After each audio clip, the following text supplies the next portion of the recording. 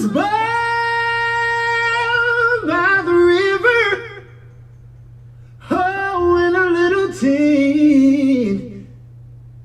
Oh, and just like the river, I've been running ever since. He's been alone, a long time coming, but I know a change gonna come. Oh, yes it will. It's been too hard living. Oh, I'm afraid to die, 'cause I don't know what's up there beyond the sky. It's been a long time coming, but I know a change gonna come. Oh, yes it will.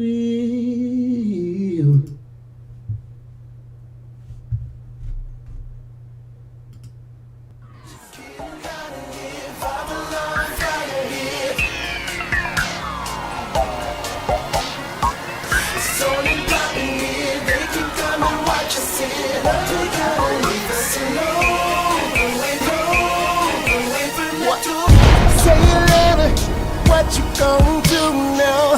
Hope you're ready, 'cause I'm really about to put it down. Girl, you know that I will never disrespect you. We have tomorrow, but tonight I wanna spank you. That ass count, gotta make it last. Girl, I'm so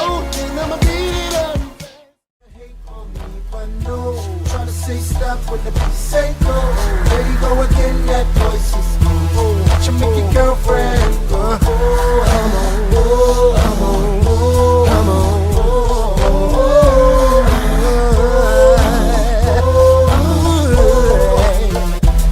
You've been waiting patiently, wondering when and where I be. After causing ruckus in the industry, making this so she can't sleep.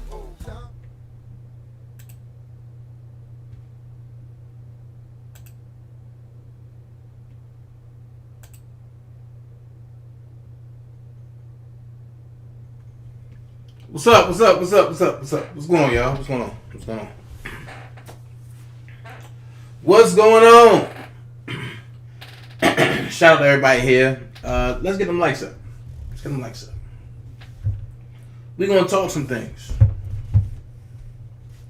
I told y'all, whenever Dana say something, I don't got a front, I don't got a cap, I don't gotta do none of that. Everything up top. If you want to support this channel, if you want to support me, also and my endeavors in New York, because I'm making somebody mad, and y'all making them mad, well, just hit the Cash App, official DanaJay. My Zelle is daintezjackson@yahoo.com, and the tip jar is right there at the top. Everything is right there at the top. Dana, why you say that the Dream Team and friends and affiliates are making somebody mad? Because somebody don't want me in New York. They had a plan. They don't want me in New York. But guess what? I'm going to New York, and I'm going to put it out there. I haven't been getting no crazy messages, right? And like other bloggers, I'm not going to sit back and say, oh, I'm getting death threats and this and this and this and this, and don't show y'all proof. Well, let's go here. It wasn't until I went full throttle to spearhead to reopen the Larry White, Kevin Terrell case. I understand it. Bedbug thought it was sweet. He went to Sweet Tea and lied. They always say, you don't gotta combat a lie. You just let the truth hang out there. So, shout out to the Oak Cove members that do deal with me, that love me. They said, Dana, chill. You don't gotta do nothing. The internet is your resume. And it's there. So you don't even got to speak. Okay. Sweet Tea saw for herself what's going on. Now she talked to him. She talked to them. But then she came and talked to me. But before she talked to me, she talked to her family. How is it that what her family said and what I said and what I reported and what I did a story on match what was told to her, but what the bedbug said didn't match? Okay? I showed y'all about the receipts that's in Don Russell's arrest warrant and the phone number that was attached to bedbug when he first started texting. Showed all that. Okay? Then I showed how his aggression towards women is the same. And how he started texting Sweet Tea, threatening her, making videos threatening her. Okay? So I put all that together. I did something on YouTube against the bedbug that the prosecution couldn't do against Robert Kelly. And that showed, no doubt, to the point, facts. And I let the facts linger. I find that ironically, while I'm still doing my marathon on the bedbug, I start getting text messages from California. So me, I know a couple people out there. And me, I'm from the streets. Hey, so when you know how to catch a dummy always going to tell him on herself. So I sat back and I looked at everything. I seen what was going on. I sent it over to my sis. She did a whole post. That got people real mad. So Dana, what are you really talking about? Okay, let's go there. Because I'm going to break that down. Then I'm going to show you some stuff from Larry White. Then we're going to watch Mr. Byron Denner's video. And then we're going to be done for the day. Okay? So let's watch this. Let's check this out. Let's take this down.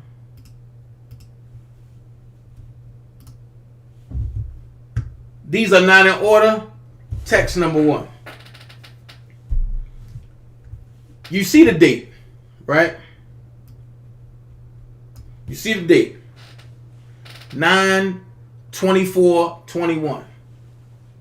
That was yesterday. You see the date, right? 510. Let's break this down because I don't want nobody saying, "Oh, you don't know what you're talking about. This and this and this and this and this and this." So let's break it down. What area code is 510? Okay. Now,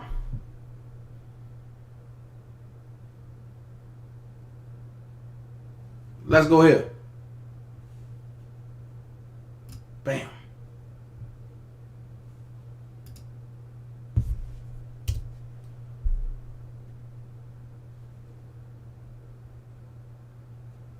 Okay, let's go here. It clearly states, and you see what I typed in, what area code is 510, right? Area code 510 covers a number of East Bay cities in Northern California. This includes some cities in West Contra Costa and Alameda counties, like Hayward and Fremont. Cities on the inland areas of Alameda County, like Dublin, Livermore, Pleasanton, and Sonoma, are instead covered by the 925 area code. Okay? Now that we got that straight,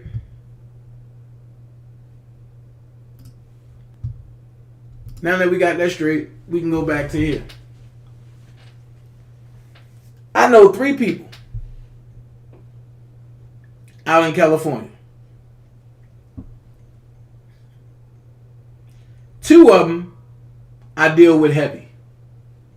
1 I can't stand. And see, and like I say, they don't want the truth. So when Prima put that post up, and then I posted it, you know, the little coffee bean, the unfit drunk, she came on her live talking about, he's gonna lie, he's doing this, he's doing that. No. And you don't play on my integrity. If you listen to that live, which I know y'all don't want to because it's damn right ridiculous and stupid and full of lies and drama, you will hear Dom K say, I didn't call him from my number. Me being who I am,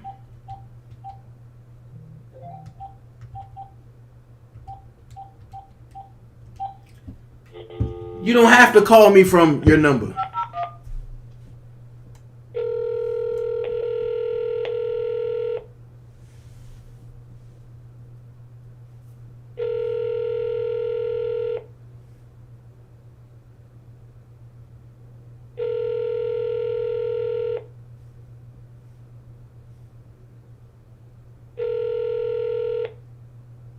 You've reached 1510833. A text now number. So The two people that I deal with heavy, why would they call me from a text now number when I talk to them constantly? That don't make sense. But the one person that I haven't talked to since last year, that makes a lot of sense for him to call me from a text now number just so he can come and tell the people, oh, I don't call him. I haven't called him from my number. No, you haven't. You called me from a text now number.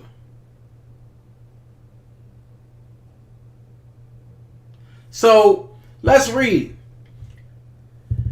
When I'm going hard on Bedbug about reopening the case, I got this text at 2:04 p.m. If y'all can remember, I was in the middle of talking. Miss Lady T, please stop doing that.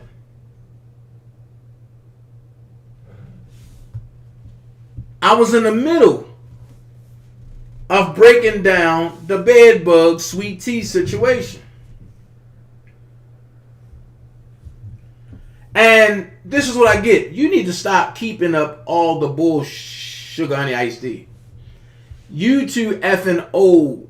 People sick of it. It's not about you or and nobody else. Meaning the Bedbug thing. Stop.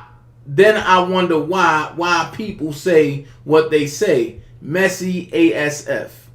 And I don't know why you threaten people when you're a fat A ain't gonna do sugar honey iced tea. You ain't about that life. Hold on. Sweet tea. Hey, Daddy, you called me? Yeah, I called you. I'm gonna go get me some medicine. I'm getting sick. I got caught in the rain last night. Yeah, I called you. I'm getting the flu or the cold or something. Look, hit the link because I'm live and I answer my phone and I'm live. So hit the link because I need you to see something. I know somebody sent me something talking about that motherfucking killer talking about you said it's a hit on him or something. I cut that shit off and went the fuck to sleep. He's scary. And he's sitting in a fucking car. Yeah, that's what you do. Okay, you on live right now? Yeah. Okay, let me run that CVS. I'm gonna go ahead and give me some medicine and shit. You go, so let me just hit it. That's long as my earpiece. Alright. You on that now? Yeah. Okay. Alright. I'm gonna come in there. Alright. Alright. So, oh my God, here we go. Why do people do that? So,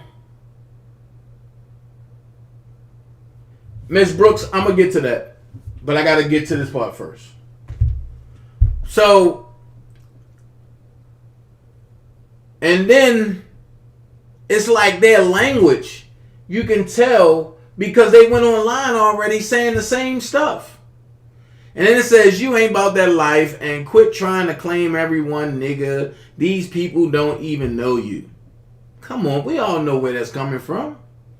But pay attention to the number. Because as I go along with the text, you're going to see I added names. Because when you look through it and you know how people talk. All right, sweetie, I got you. And you know how people talk. You can picture who's saying what. So I said, look, I don't know who you are. Don't hit my line with your BS. I'm not claiming no one. F you and your thoughts. Don't hit my sugar honey iced tea no more. Go protect that baby killer. This one come back. I don't know any baby killers. You childish ASF pretending to be and have more than you do. Sad, but now watch how this go along, and it's not in order. I made sure this part is in order though. Pay attention. He said, I don't know any baby killers. Okay. I said, who is this? Stop texting me BS. Immediately, he say, nigga, you been the setup of R. Kelly. Who been saying that? Dom K. Where are pics of you and him before, nigga? You a groupie ass fan fanatic. Who been going around asking where's the previous pictures of me and R. Kelly? Dom K. Just like the rest This the most attention all y'all have ever gotten on your life. Rob not ducking with you or anyone. Ooh. So how you gonna be on here and you calling Sylvia, Randa, all of them, you calling them fanatics? So immediately what I said was, Dom K, get the F off my phone. You want attention so bad.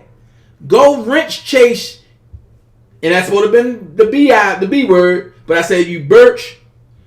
I don't have to prove sugar honey iced tea to you. Go sit your gay ass in a corner somewhere.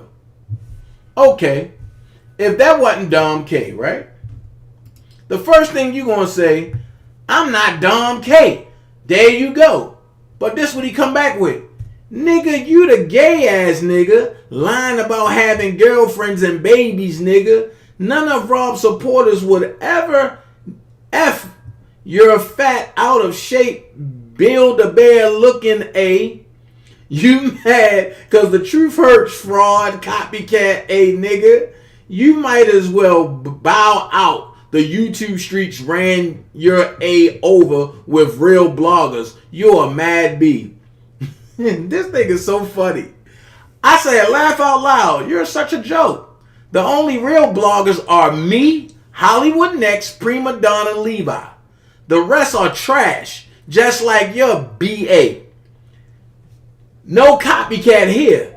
But why are you texting me? Show up and show me just how tough you are, B-boy. Never been gay. That's all you, mister. I get F, but like women, we say I get F, but like women, too ass scamming, ass trying to get. Hold on. This is funny. Oh my God. Like I said, it's not an order. So I said something blah, blah, blah, blah. Like I said, it all comes to a head when we face to face. I see what you're doing, ho. Meet me away from the courthouse. He said, nigga, Infamous and Dottie killed your BA. What? Now, see, y'all implementing people. And then when I come back and respond, the first thing y'all gonna say is, oh, you putting these people in it. But it's right here. Now, when I respond back to this, y'all gonna get mad. So, you said, nigga, Infamous and Dottie killed your BA. Begging a nigga to get to New York. Time out. Didn't Sylvia just ask all of her people to send money for her and Dottie to get back to New York? Ain't Sylvia the one stealing? Not stealing. I'm sorry. I don't want to go there just yet. Ain't Sylvia the one refurbishing transcripts and selling them for a higher amount? Ain't Sylvia the one that showed her badge in a courthouse? Ain't Sylvia the one that stole money from Robert's people, supporters, talking about, oh, that's all you gotta do is sign this petition, but in the petition you had to donate money, and she made over 8,000 where she had to get a petition people only 3%. Let's see. Didn't Sylvia come on live and say she's collecting money to give to Nicole for Robert's defense? And Nicole ain't never get no money, which caused a rift between the lawyers once again? Ain't Sylvia the one? I mean, I can keep going. And all of y'all that's over there on that channel is aiding and abetting her, which is a crime. Like I said, ain't none of y'all my friends. I don't hold no loyalty to none of them over there. So now, we're going to watch DanaJay work. We're going to watch DanaJay work. You know what I mean? Like I said from the beginning, y'all think y'all getting me off my square. I know what y'all doing. This is all a distraction to try to get me all off course, to get me to threaten you, so that way y'all can try to go get paperwork on me. I seen this story before. I'm not threatening y'all. Only thing I say is, as a man, meet me away from the court as a man. But I I understand that I get under y'all skin with the truth, and y'all try to brainwash or manipulate people and say it's a lie. But I haven't lied yet. Here's the question.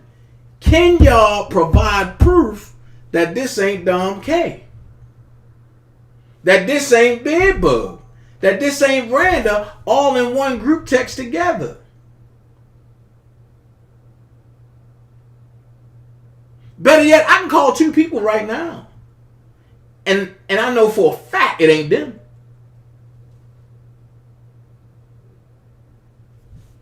So who else in that bed that sits in a car? But let's finish. So I said, so he said, nigga, Infamous and Dottie killed your BA, begging A, nigga, to get to New York, nigga. Come to me. Ain't that's what he always say? Come to me. Since you got it, nigga. Rob don't know you. Why do you want to put this on Rob? This don't have nothing to do with R. Kelly. Y'all texting me because I'm pushing forth to open up or to reopen up the case with Larry White. So that's why you really texting me. This don't got nothing to do with Rob. So y'all think by y'all throwing that out there, it's going to make me upset and I'm going to come back and say some crazy stuff. No, man. No. See, the devil busy. See, the devil won't act stupid. But he unstoppable. See, I know the devil when he working. And I'm showing this because I want it on record. And the reason why I want it on record, y'all gonna see very soon. Watch. Just stay tuned in. Cause I come with receipts all day, every day. 2 shots to the face.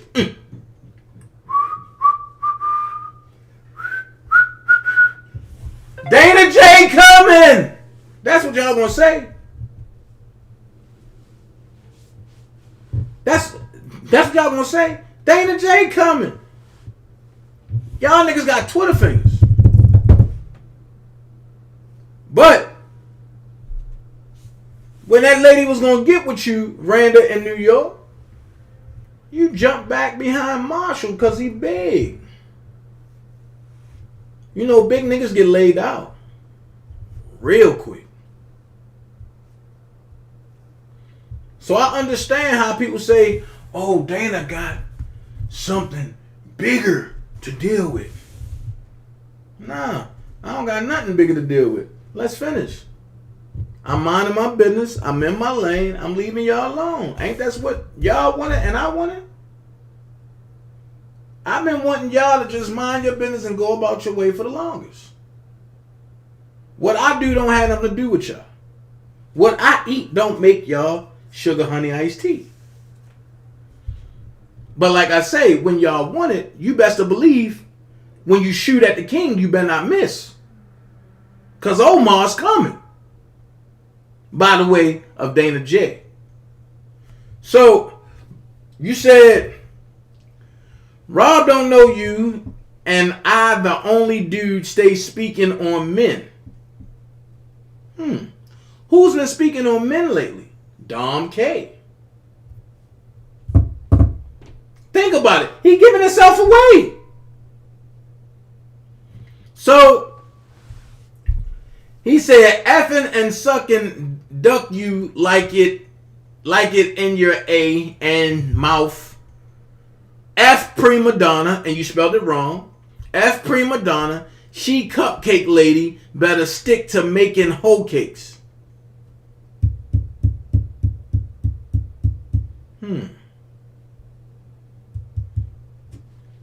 So I put laughing my ass off. Who you say? I don't have to refurbish transcripts, aka jail time. Like I said, y'all bees have no idea. And cupcake lady, how about y'all bees say it to her? But it's cool. Y'all feel how y'all feel. I'm still the shit, and y'all bees still on my DICK. And without me, y'all wouldn't have met Rob. And I'll leave that there. Fall back off my phone if you ain't trying to see me face to face. Okay, let's finish.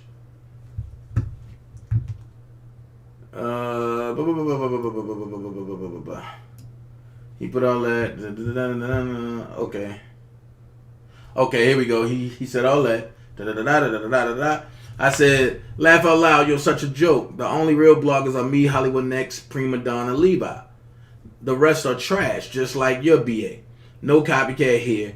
But why are you texting me? Show up and show me just how tough you are, B-boy. Never been gay. That's all you, mister. I get... Oh, that's all you, mister. I get F. But like two women ass, scamming ass, trying to get low down and PG social security number to get a Benz head ass nigga. Go play in traffic.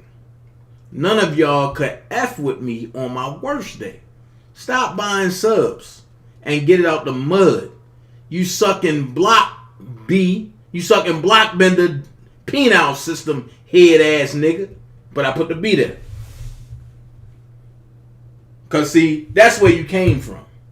You came from Blockbender, and he ain't want nothing to do with you, so you went everywhere else looking for a wrench. And then when somebody take their wrench, you get mad. So he put something about you mad, B, whatever. I said, okay, I put that. And then I said, B, and you talk about you don't know a baby killer. B, Kevin Terrell is the baby killer, ho. Go back and finish sucking Randa titty, ho. But like I said, it all comes to a head when we face to face. I see what you doing, ho. Meet me away from the courthouse. I'm putting it out there. And for all of y'all that screen recording this, don't chop and screw nothing I say. Okay, he put that nigga Dottie. Okay. Okay. So you sent all this other stuff. You fat, stinking A nigga. You look homeless, trying to impress people, nigga. We all see your ass, needy as fuck. Where your daddy, nigga? You don't have one either. Did your mama trying to attach yourself to people? Mental health is what you need, nigga. You like sucking, but whatever. So I put the laughing emojis. I put mental at its best. I'm still laughing. Both of y'all. Like I said, I have no rap until I can physically see y'all face to face. So get your police report ready. I'm on your ass. So at the end of the day, we understand all of y'all games, right? And I'm just going to put out there, I'm not going to read no more. Look, you put all that. Here's my response. Laughing emoji, the X emoji, the FU emoji, the laughing emoji, and the Joker card. That should have told you something right there. Then you said, yeah, that's what the F I thought, biatch. I put, okay, I'll be all that. Y'all day coming. F y'all on God. I mean, it's funny. At this point, y'all Twitter typing. You said all this. Those cats don't fuck with you. Only Lip and Angelo. So I guess he's saying only Kip and Angelo mess with me. Okay. Yeah, you just got red B, can't handle it, and dropping this biddy. You trying? No, you're trying to get an arousement out of me. You ain't getting one. This is funny. So you saying everyone Sylvia F. Witt stole from Robert? That's exactly what I'm saying. All of y'all. So I'll be all the names you sent me. I'll be all that. Look, hold up. Nigga, shut up in Kel's voice. We all know who it is. I said all you have to do is drop y'all location. It's all good from that point. I told you. I'll be all of that. Twitter computer fingers going to get y'all real hurt. Just know this. Y'all bees got to see me. And it ain't on no Kel's Sugar Honey Iced Tea. On God. He how about, nigga, you know my location, B. What's up? Not that fake ass what's at. As you're scamming at. Like, really? How? You still trying to get an arousement out of me. Why? So you put all this, and you said, I see you know how to mind your manners on certain individuals. Laugh out loud. Pay attention to my move. I said, do I? Let's see when I see y'all will I mind my manners. Y'all the dumbest people ever.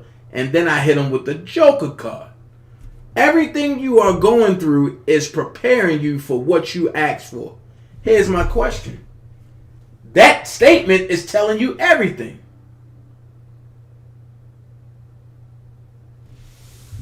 That statement is saying everything. Here's the thing. What have I been asking God for?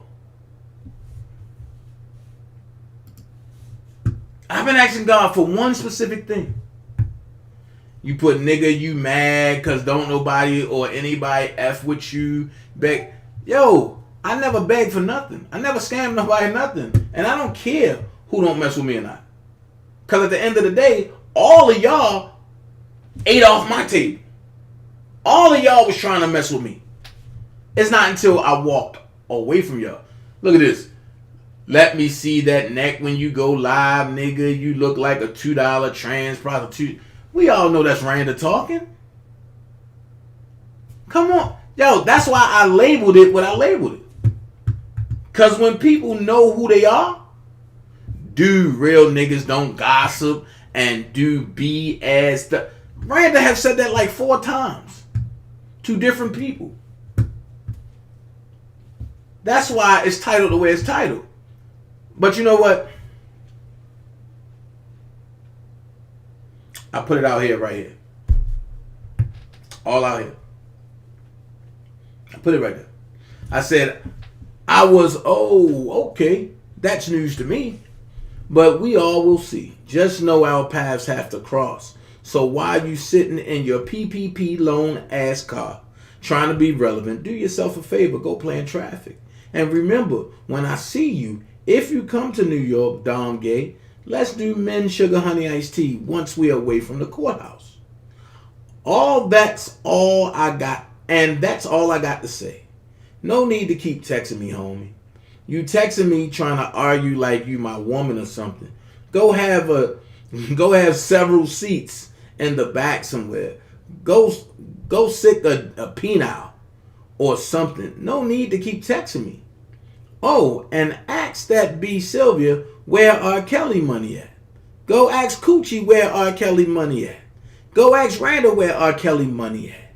Hell, go ask yourself where R. Kelly money at. Don't effing play with me, B-boy.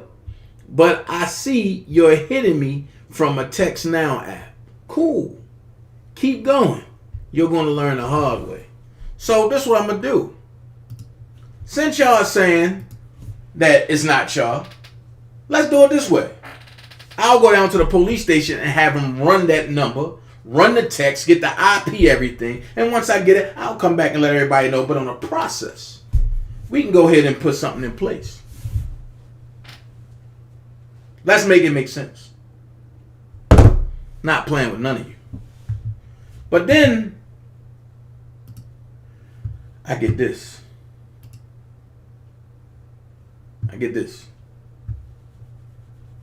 So, I get this.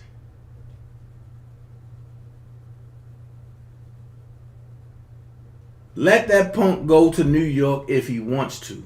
He just don't know what's waiting for him. And then, I go look at videos.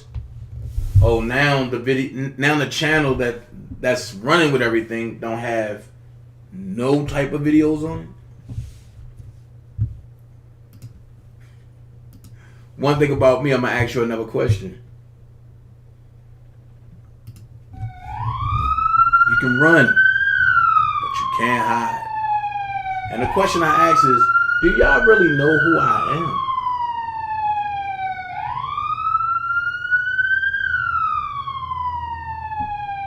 Do you really know who I am? Bonnell Hill, exactly. He mad because I took his wrench. He mad because Sidbo told him he a gay punk and don't like him. He mad because I wouldn't check Sidbo when Sidbo used to mess with him every time he came in. Bro, do you understand who I really am? Once you understand that, you'll understand exactly who to play with. So, hey, I got all the threats. When I come to New York, I don't know what's coming to me. Coochie said he got the shotters.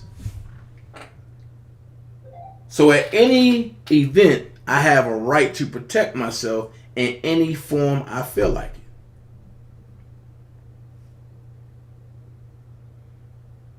it. Just know that. Just know that. So, do me a favor. Go ahead. Make my day. Make my day.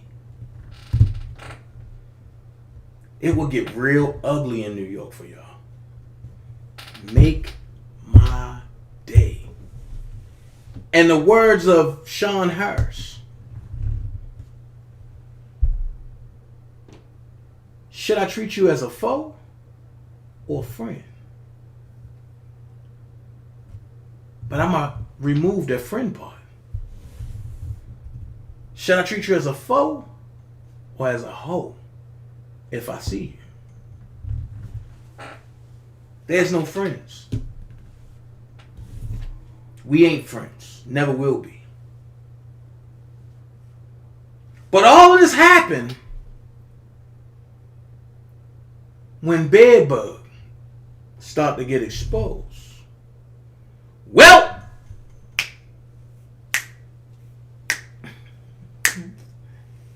he claims that he did nothing wrong. He claims it was an accident. Go get your popcorn, because in 3 minutes, well, 2 minutes, we about to watch something. My homie Taylor Mix back. Or maybe she ain't never go nowhere. Maybe Taylor was just on special assignment. Maybe Taylor was just getting what was needed for everybody. Maybe Taylor was just doing what needed to be done so that way the bombs and the shrapnel can be dropped.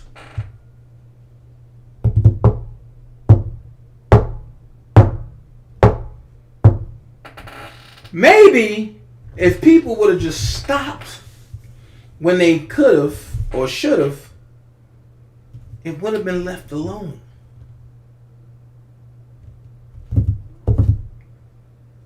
But you hit the baby by the name of Larry White. And one thing me and Sweet Tea have in common is we don't believe in circumstances.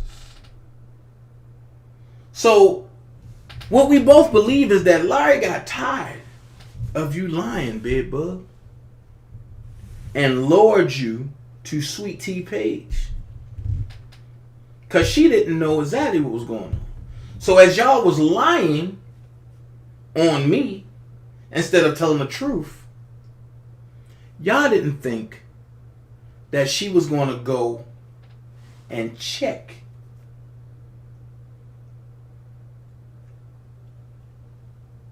You know what I'm saying? Y'all didn't think she was going to go check the facts. I get it. That's why all of y'all took part in trying to take down my main channel. Because as long as my main channel was down, y'all can run with the lies and the people was believing. But once my main channel came back up, everybody got mad. Check this out. For the 12 haters that's here,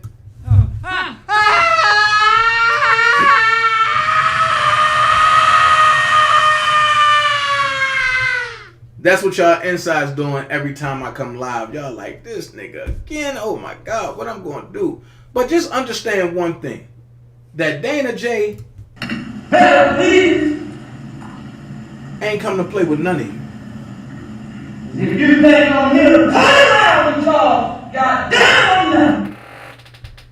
So, Bedbug, understand your time is coming.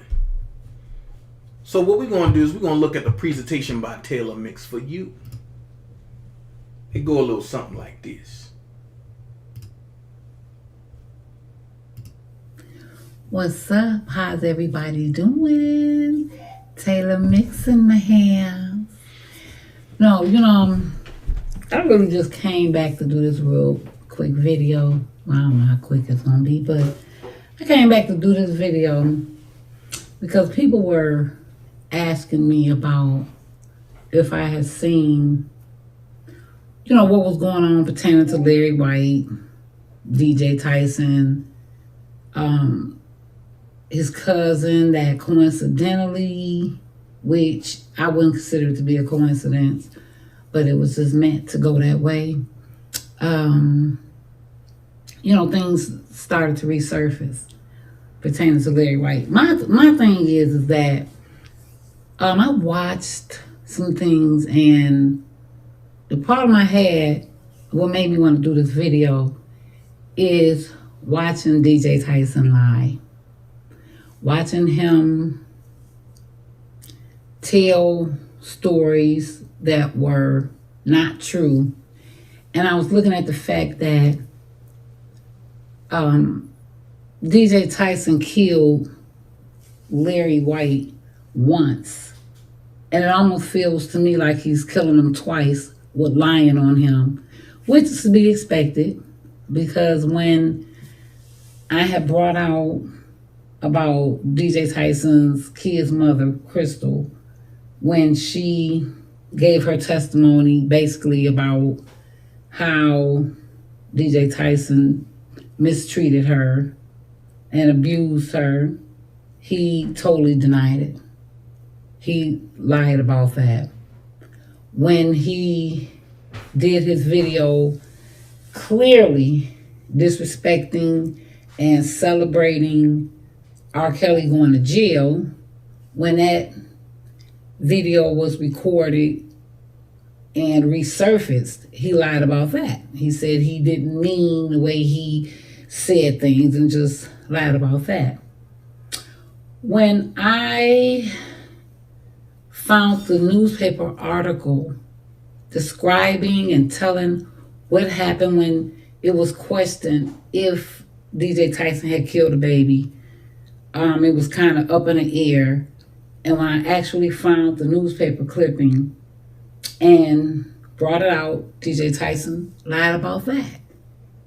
See, he didn't know that people would be able to dig into and find things because it was so far ago, so long ago rather. So he lied about that. He said that they got it wrong.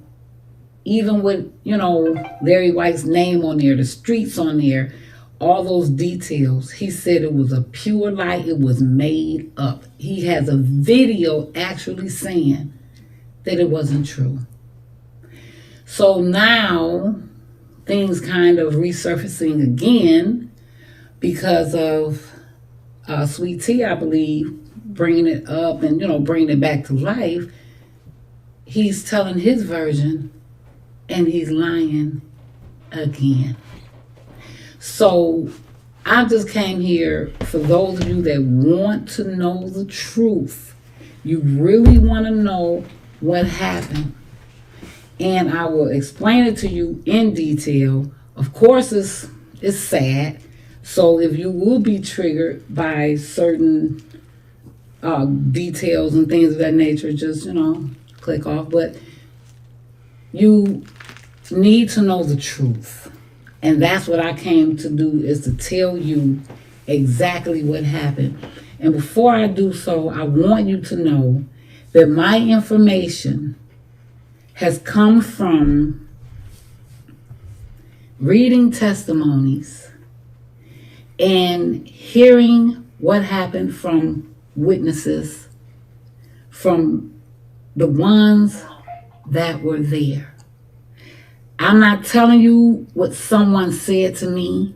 I'm not telling you what she said or he said, and this is what I think, and this is what I'm telling you. And everything that was said in the police report, the newspaper articles, from witnesses, from people, all of the sergeants, those people are living and they are live in color. And I want you to know exactly what happened. Larry White and his big brother were playing the majority of that day. Okay? His big brother took him home because he decided to cut through, in which they call gangway, we call it alley. He decided to cut through, this is the big brother, he cuts through the gangway, he cuts through the alley to go to his grandmother's house to get his bike. He didn't know that his little brother that wanted to follow behind him, had already played with him the majority of the day, was trying to follow him. And he knew that shortcut. He knew where he was going and he knew how to get there. So Larry decides to run after his brother. At this time, Tyson, with other people, was sitting in the van, or a van. I'm not going to say his van, but was sitting in a van with Tyson as the driver. His big brother happened to turn around and noticed and saw that Larry was following him. He noticed it. Tyson bagging back at full speed. The big brother feels that Tyson probably heard or seen Larry calling for him, or knew that he was somewhere in that alleyway, but when he bagged back, he didn't use his mirrors. He didn't try to, check and make sure. But however, he hit him. Boom.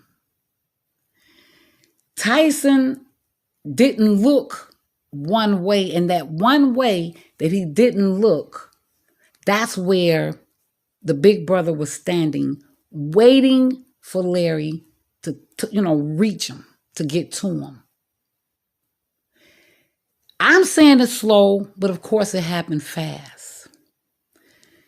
When he hit him, boom, Tyson gets out of the car and he realizes that little Larry is stuck under the van. He gets back in the van and goes forward over him again. Boom.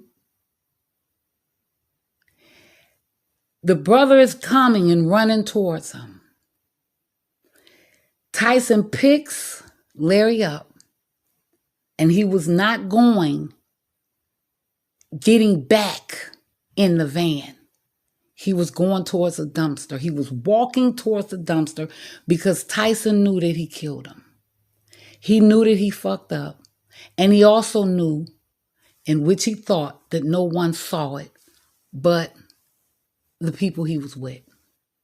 That, of course, would have not said anything. He didn't know that his brother was looking. And once he started going towards the dumpster, that's when his big brother said, "Put him down. Put him down." He said to me, he said, "I dream about it almost every night. I've never forgotten anything because I saw it. And I was just at a shock." The big brother says that Tyson had no thoughts of helping him. He knew he killed him, and he wanted to dispose of his body. Now, Tyson did panic. And he told that part right. He panicked when he saw that his brother saw him. Because if you really think about it, you panic when something first happens. You don't panic after the fact. You heard Tyson say, blood all down my arms, blood coming all out his head. He knew he killed him. He knew it. He knew it. But you didn't panic then. You didn't run then. You ran when the brother said, hey, put my brother down. That's when you panicked. And he pulled off. Tyson lied and said that everybody was there and saw it. Meatball was there and Pat was there and this person was there. They was all out there. Fucking lie. A fucking lie. No one saw it but the Almighty God, then the devil, the people he was with, Larry that didn't make it, and the brother that was standing there looking in a state of shock because he's young. If all of his people was there and they was all good, like, oh, you made a mistake, man. Who called 911? I'm going to tell you who didn't call 911. DJ Tyson didn't. Kevin Terrell didn't. Who called 911? Did Larry's mother call? No. She was standing there, all these people there, because they were never there. They didn't know what happened.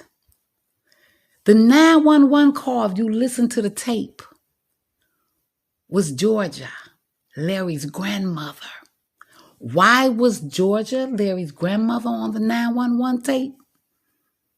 Because his big brother had to leave Larry and run to his grandmother's house. He ran through his grandmother's back door, came around to the front where his grandmother was happened to be in the yard planting flowers while he's laying there bleeding out. Yeah. So doesn't that not even make sense to you that you wanted to take him to the hospital, but you leave him for dead? The question is, would Larry have had a chance if DJ Tyson really did try to rush him to the hospital? If DJ Tyson didn't leave him and try to administer CPR? Larry was 5. Kevin Terrell was a grown-ass man. He couldn't take out his phone and call 911. He didn't try to help that baby at all. He was trying to get away with murder, in which he did.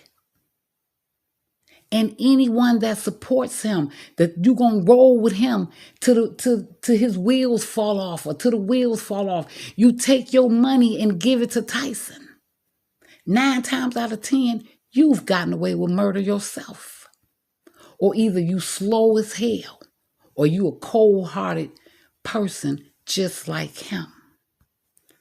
When his brother grabs his bike and runs back, he said that Larry had the way he rolled over him twice. See, in my opinion, in the way it looks, they didn't know that DJ Tyson ran over that baby twice. They didn't know. And they didn't know because, of course, the witnesses that was with him and his brother still being a child, they didn't get that part. See, when you really look at it, how he's saying, and then I went forward, boom, boom, I went back, boom, boom, I went forward. He was making sure he killed him. Yeah. When people started coming out, and the brother that said Larry was like a basketball. He had rolled the way the tire just took his body, and then he went back again. It made him roll. He said he rolled. He was rolling. He was rolling. So what does Tyson say? Tyson says, well, the family didn't press charges. They didn't press charges on me because they said they knew it was a mistake. They said I only got charged with leaving the scene. Leaving the scene is a felony. Fuck a felony. It's about humanity. What makes this situation even worse, with Tyson's own words, is that he knew the boy. You knew Larry. And if you know and knew Larry, then you would know that Larry had problems. Larry had a speech impediment. Larry was autistic. Larry had toiletry problems. Larry had problems. And you knew him. You knew his mother. You knew his father. You knew his family. And you left him for dead. And you went hiding. You didn't give a fuck. DJ Tyson gave as much as a fuck about that baby's life as he does a damn leaf floating in the damn sky or something, just floating around. He didn't give a damn. And even just to lie and say, and oh my goodness, his brother, he's pissed. He's pissed. He see that shit. And he's like, for you to lie and say that my 5-year-old brother was just climbing up your ladder on a fucking van that wasn't no ladder on the damn van, and he hang gliding. When what fucking 5-year-old will be hang gliding on a damn back of your shit? No, that doesn't even make sense in an empty ass alley. He was chasing his brother, and they didn't know that he had left chasing his brother. DJ Tyson better be damn sure glad they would give him life, because even his stories don't even match or make up. He got 26 years to make up a damn lie, and he still don't even make sense. He said he was hang gliding on the van. I didn't know he was back there. Him, I think his cousin, what? But you just said you didn't know anyone was back there, but then you said they were back there. His story was all over the damn place because he's lying. He said that the family didn't press charges because he knew they didn't press charges because, let's just say, they were not mentally able. We'll say it like that. They were not mentally able to, they were not there. They were not able to handle that situation. But they were nowhere around. They knew nothing. When the police was looking for the fucking murderer and that blue van, they put the brother, his big brother that was standing there, in the police car riding around. That's all in the reports. They had the brother riding around. Why wasn't the mother riding around? Why weren't they riding around if they all witnessed it? It was only that person, aside from the ones that was with Tyson. And they were the ones he claimed, this one and his mother. No, they were unfortunately under the influence. They were not there. They were not there. If they was all standing around, he would have never been hit. He's still lying. And he's saying that Dana and them won't let Larry rest in peace. No. Larry will be turning over his grave because his murderer getting away with murder and then lying on him. And DJ Tyson described the people being around. He described 4 different things in 1 second. He said everybody was there. Everybody was out there. Everybody was outside. Well, I think they was in the house. Well, they was all around. His story is so twisted. And isn't that funny? Out of all of the people, DJ Tyson is the only one that don't remember the shit the right way. Was he the only one that's lying? He's a damn liar. And then the baby killer says, and he set it up and made it seem as though after he killed the baby and so-called panicked, the baby that he knew the family, he said that the boy's mother fed him and everything. God damn, you cold. But yeah, he tried to make it seem like he killed him, panicked, and then turned himself in. Did you see how he said it? He said, yeah, and I panicked. I panicked. And I turned myself in. No. You lying big nose motherfucking bitch. That's not how you did that. You didn't just panic and run to the police station. No. That doesn't even make sense. If you left that baby for dead, it doesn't make sense for you to just now all of a sudden you want to turn yourself in. No. No. You dissed your van and you went for 2 weeks. You running and hiding. And there was a warrant issued out for your arrest.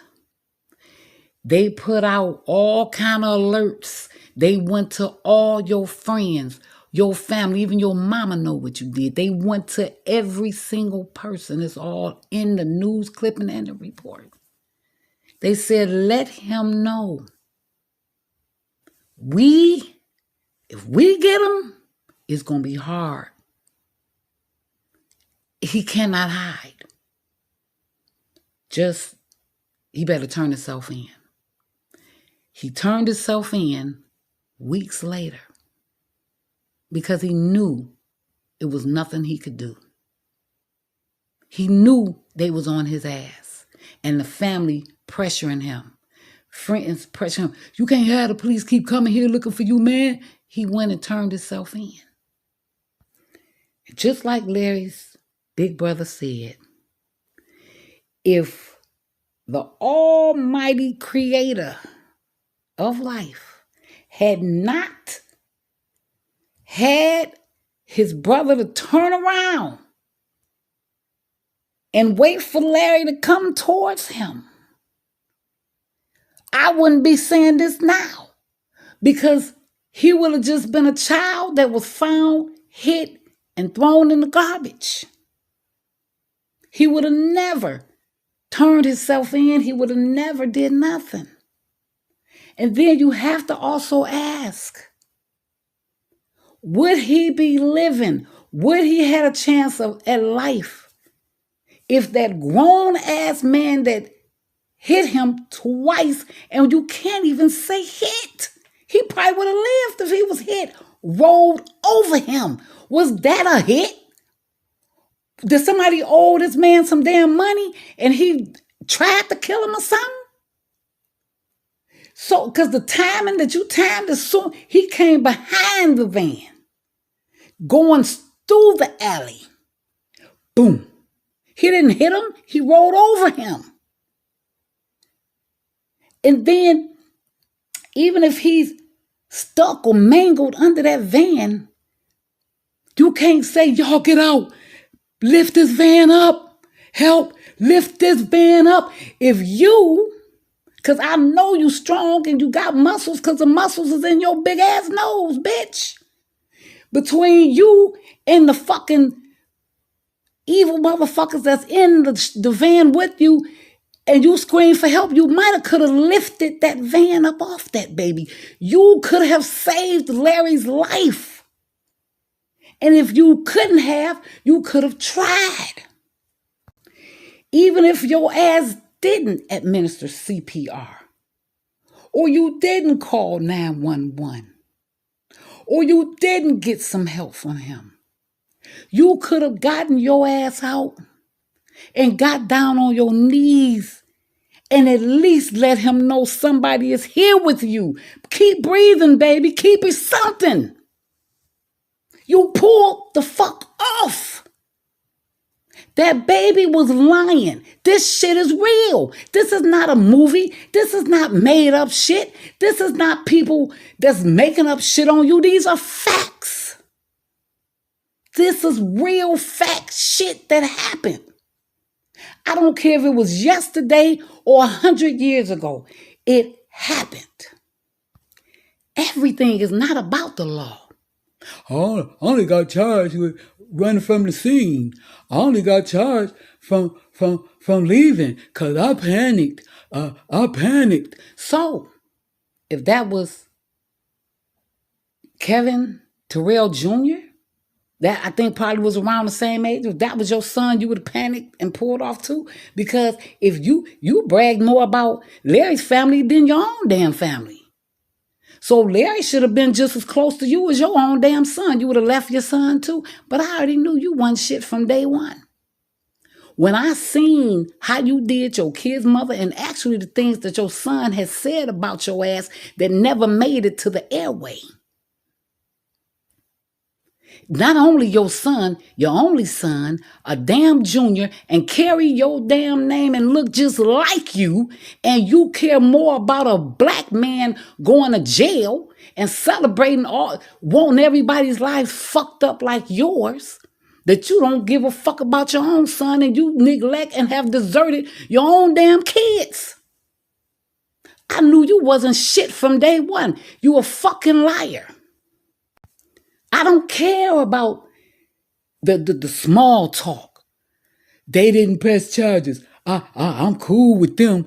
They said, you know what? You a fucking lie. You a damn lie. Call them right now. Step your ass up then. You know what? Back then, Larry's brothers, 2, 1, in the womb, not even born. They grown now. The one that saw it, the one that witnessed, because Larry was trying to get to him. And then here come you that took his life, and then you go running hiding. Okay. You kicking it with his brothers? You cool with everybody?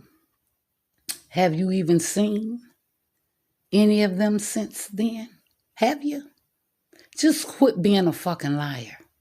And you damn sure ought to be ashamed of yourself to take that boy's life. Know you fucked up, because it never took for you to run over him twice. Anybody in their right motherfucking mind would know that I cannot help a person by running over them again. Boom, boom. Boom, boom. You know he didn't stand a chance. And any motherfucker that thinks that your ass didn't try to intentionally kill that boy or try to get away can kiss my ass too, fuck you too. And if any person that sat there and lied and said that Larry has a tombstone or a headstone, people call it different things, you another motherfucking lying. Fuck you too. That baby does not have a tombstone. And when you sitting there with all them cash apps and Zelles or whatever you getting in PayPal, your big nose Lucifer, the least you could do is at least get him a headstone. At least get him a headstone. You are a liar. You are fake. You are evil. You are full of shit, and you are a piece of shit. and you are going to pay for it. You might not get it in a washer, but you're going to get it in a wringer. Your health is going to fail. After all this time, all you have to do is keep your mouth shut. But to sit and lie on him, that's why I had to say something. And I want people to know the truth. And anybody that knows me, that anything I say, I can back it up. So you can play with me if you want to. Because I was actually on your ass months ago. I was coming for that ass. You can take it how you want to take it, because I know you are a police caller. You a motherfucking maid snitch bitch. You sleep, eat, and breathe calling police stations, people's parole officers, child protective services, courtrooms. You are a fucking snitch ass bitch. You act like you tough. Yeah, what you gonna do? What you gonna do? Motherfucker, take your ass to Chi-Town. Get the fuck out of Houston with your bad ass, with nobody around you. Get your ass and go back. Yeah, you in hiding. You got females that say, this where I'm at. You want my address? Come on with it. You hiding. You a piece of shit. You can hide from me. You can hide from gang people that want your ass. You can hide from everybody. But you can't hide from the Almighty. I promise you that. And that's why things keep happening. You thought YouTube was your saving grace. YouTube is actually about to be your downfall, big nose bitch. Trying to distract and say that people using Larry White's name for a financial gain. No, they not. They using Larry White's name because they know that you got away with murder. And it's the spirit of Larry White that keeps coming up and keeps going into people and keep things going. It's like he wants justice. So you can lie. You can do whatever you want to do, DJ Tyson. But I'm letting people know what happened. The things you don't want to talk about. The things you're not going to explain.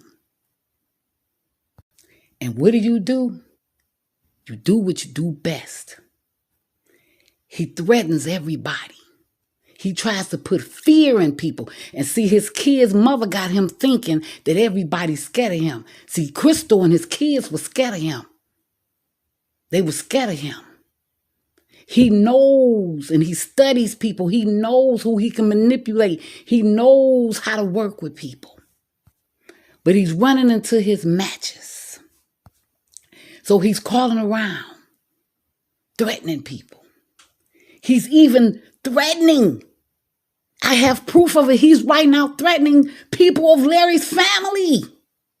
He's threatening people. I told you I have proof when I say something.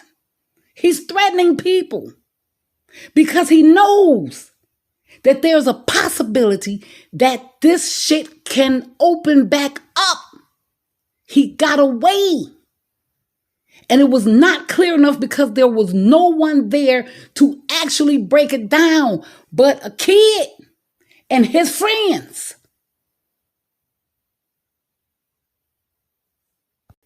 And this is why he wants everybody locked up. He wants his own brother, his own black men, his people. He wants all men locked up and taken away from their kids and their girlfriends and wives. Because he wants everyone fucked up like his life is. What black man goes out their way, sleep, eat, and breathe, making sure someone locked up that ain't never done shit to him? Nothing to him. Because he doesn't want that black man sitting at home, taking care of his children and making sure his wife is okay. He threatens to sleep with a man's wife when that man is locked up. He's a scumbag piece of shit. And like I said, anybody that follows him, gives him money, cash app, you a piece of shit too. Fuck you and your ass too. DJ Tyson is what you call a cold-hearted baby killer. And that's a fact.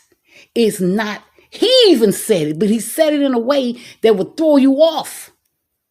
He said, I picked him up and somebody said, put him down. A fucking kid that's not even a teenager said, put him down, and you got scared of the teenager and put him down. Couldn't nobody stop you from rushing that baby to get help at a hospital if that's what you wanted to do. You was walking that child to a dumpster. You was walking him to a dumpster. And that's why you act nervous. That's why your arm shakes and shit, because you know that this shit is bothering you. And you need to tell the truth and save your damn soul before God tears that ass up, or somebody else. Wink, wink. And DJ Tyson can sit all he wants and break his neck wanting this man locked up. He know he's supposed to be locked up. He knows it. He's cold. He's a snake. But I don't care who it is. R. Kelly, Larry, Durbowski, Dana, Levi, me. I don't care who it is. Not nail one of these people that you breaking your neck to get locked up. Even Angelo. They have never beaten their damn kid's mother. They've never killed, murdered a child cold-heartedly and pulled off and left a baby. Left a baby bleeding out. Fuck that. You can't explain that shit unless you tell the truth. You can't explain it. Kevin Terrell, you knew him. You knew that baby. You knew his family. You should have, if you didn't do it on purpose, because you was owed some money by his mother or something, and you said, hey, I'm going to kill your child. If that's not the case, and if you hit him like that,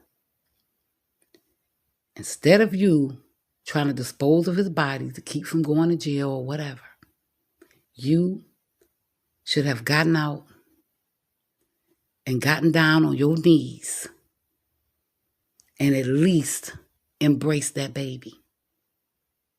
You should have at least done that. You could have taken your phone and called 911 and asked for help.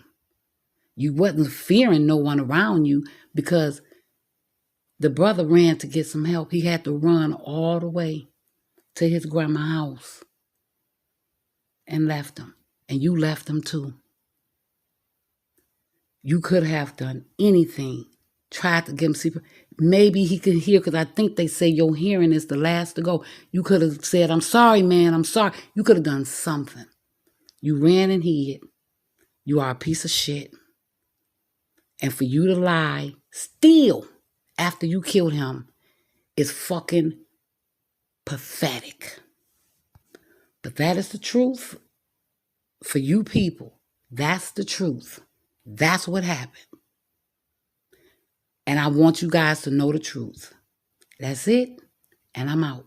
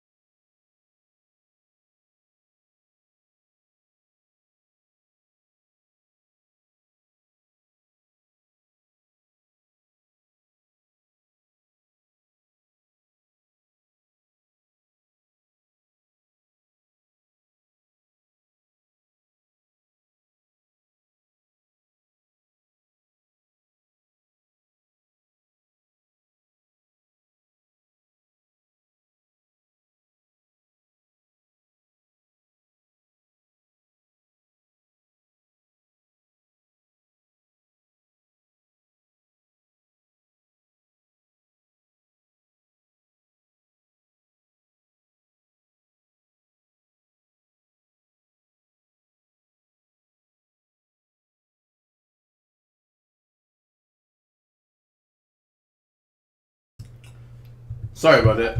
I was on mute. But let's see something. Let's see something. Can y'all hear me now? Let's see something real quick. Thank you. Can y'all hear me now? Man, I had a seafood salad sandwich that was good as I don't know what. Okay. Which one is this? In the sugar coated coconut. Okay. This one, SID number, CB. They have a CB number. Okay. Let's see.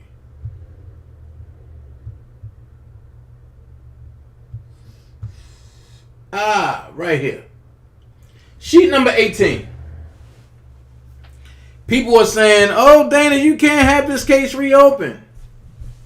It's impossible. Nothing is too hard from God. You want me to tell you why?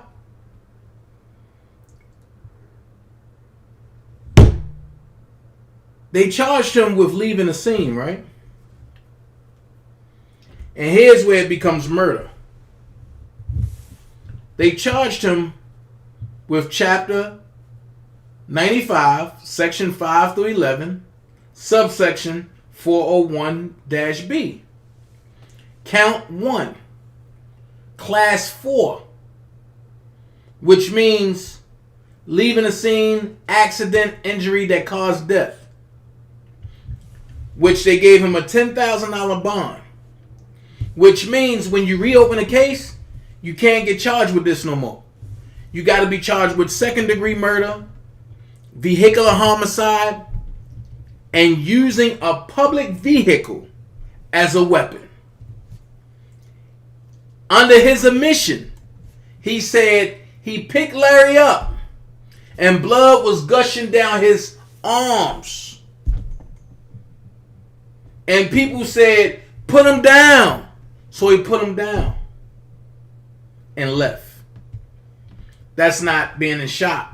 That's called murder. Actually, because of the situation of them making him step down, and then he's seeing Larry White and doing what he's doing, that's called premeditated murder. So, at the end of the day, right here, they gave him a Class 4, which should have been a Class 1.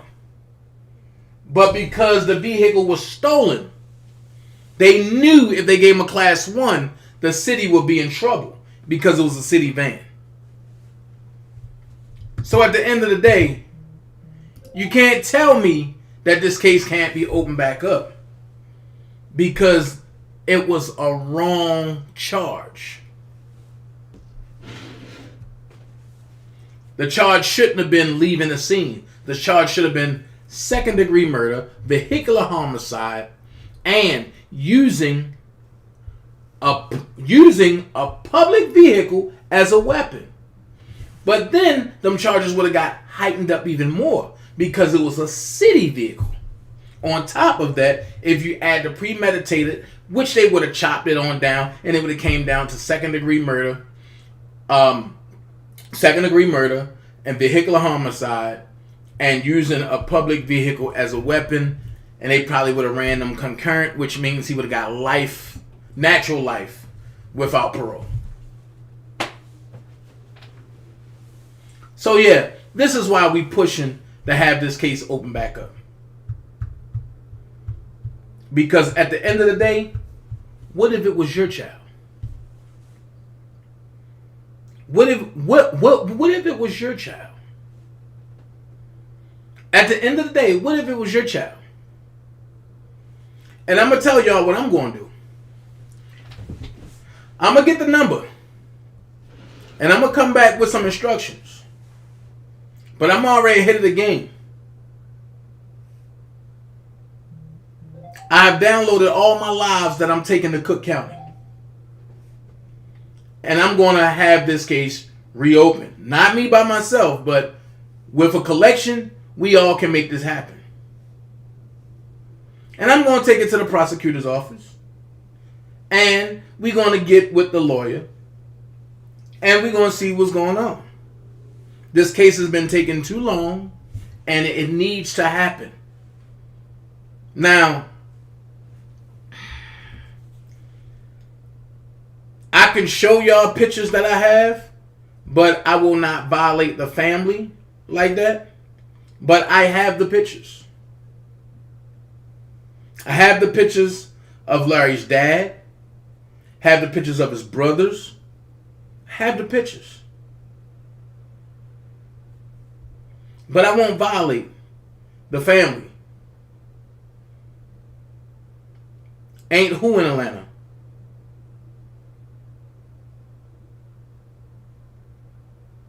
Man, look, we ain't talking about Kelly Price, man, but don't do that.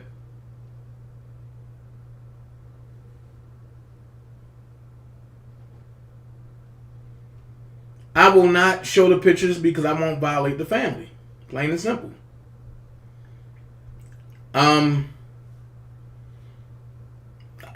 Look, this ain't about Kelly Price, Judah.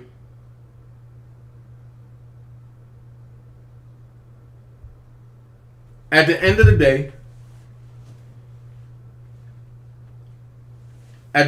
day, we are a collective people. We are like-minded. And we have a compassion.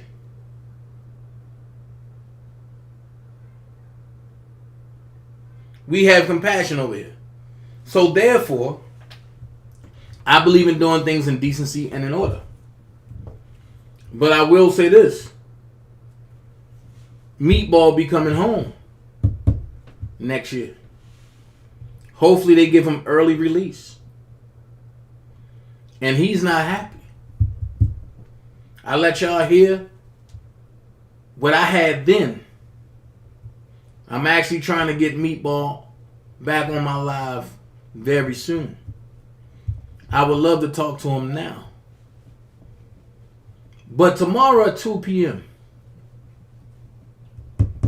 who knows? At 2 p.m. I'm going live tomorrow. Probably 2:30.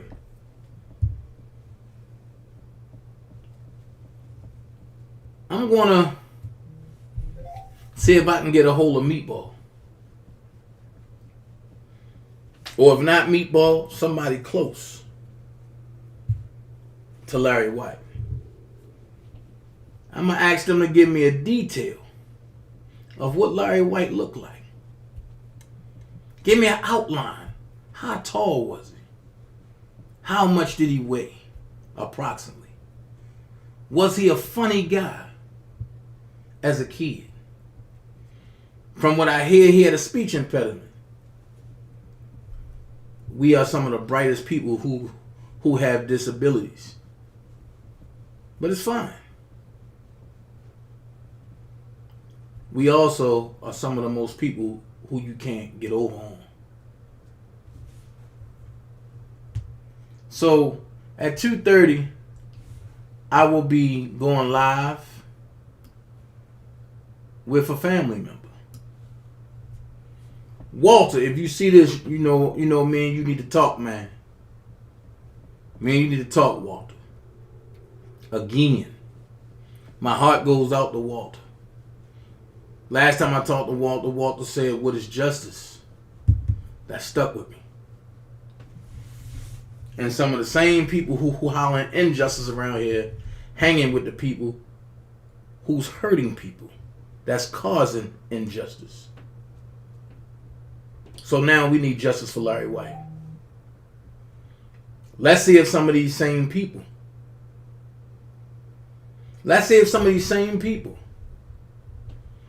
is going to say, lock Bedbug up. The injustice of Larry White. Let's see. Now we're going to see who in this for cash apps and who in this for clout chasing. Because whether it's R. Kelly or Joe Blow, injustice is injustice. Not just for celebrities. And I have a question for Kwame Brown. I told you, I'm waiting to talk to him. Have a real question. What is injustice? When you have people on your platform who supports people who take lesser charges that kills babies. But ain't you for helping the kids? That's all I will ask Kwame. How do you do it? Is this just a game? So people like the most hated blogger, I can understand where he come from. Because he see the same stuff I see. The most hated blogger see the same stuff I see. So I understand where he come from.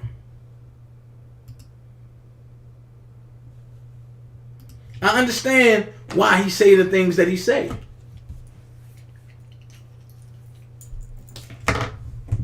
So at the end of the day, yes, he do got children, Judah. So at the end of the day,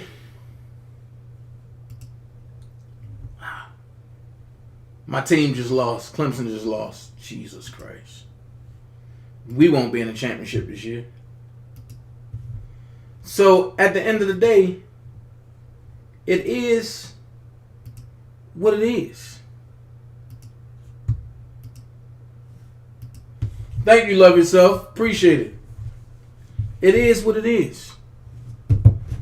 We gonna work overtime. We gonna do what we gotta do to make sure that this case is opened back up. We gonna do what we gotta do to make sure that the integrity of men is upheld.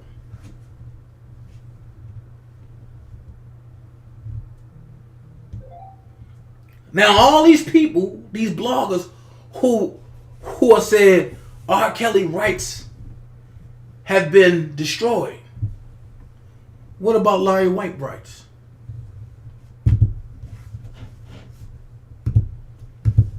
Where? Where are the spitting fires? Where are the block benders? I'm asking now because now we're talking about colored people rights. Where are these people at? And I'm not saying it in no malicious way.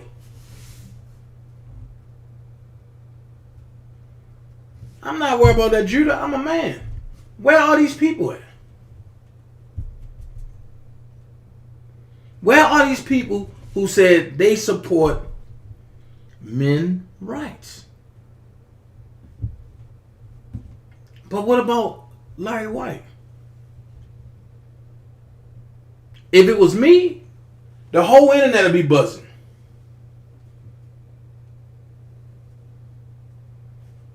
But since they couldn't find nothing on me, and nothing ever could happen to me, and I did nothing wrong, and my hands stayed clean,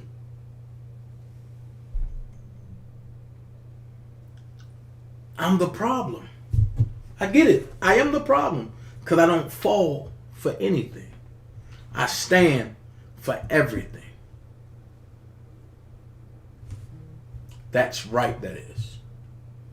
So, our last point, then we out of here. I got a pack for New York. When I'll get there, you will never know. Just know I'll be there. You'll know when I'm there. Because I'm the flyest fat guy, as y'all say. So when you see the fly fat guy pop up and everybody, oh, damn! Don't get mad. Just look and be like, I want to be like Mike. I want to be like Dana. That's all you gotta say. Oh, shucks. I don't understand why he didn't help me. I was just a bit...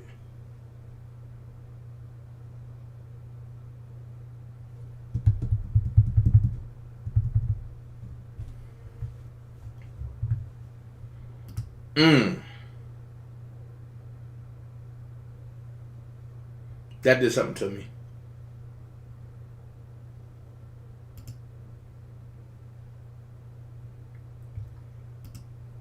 Word on the curb, he come back to Chicago, he got some people to worry about.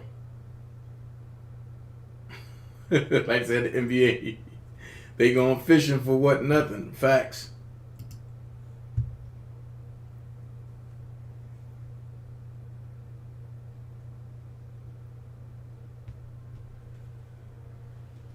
Judah, you asking all the wrong stuff over here, bro.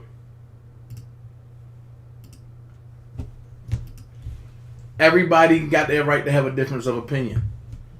But that's not, look, okay. Look, so we finished with that for the day. Now, I understand that Mr.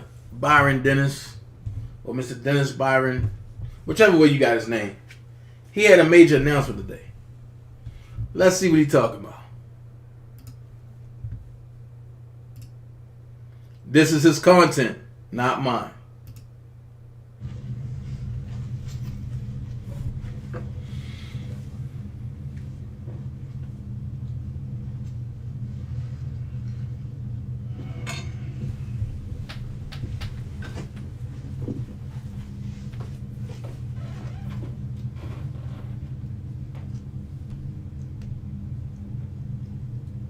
Good morning, guys.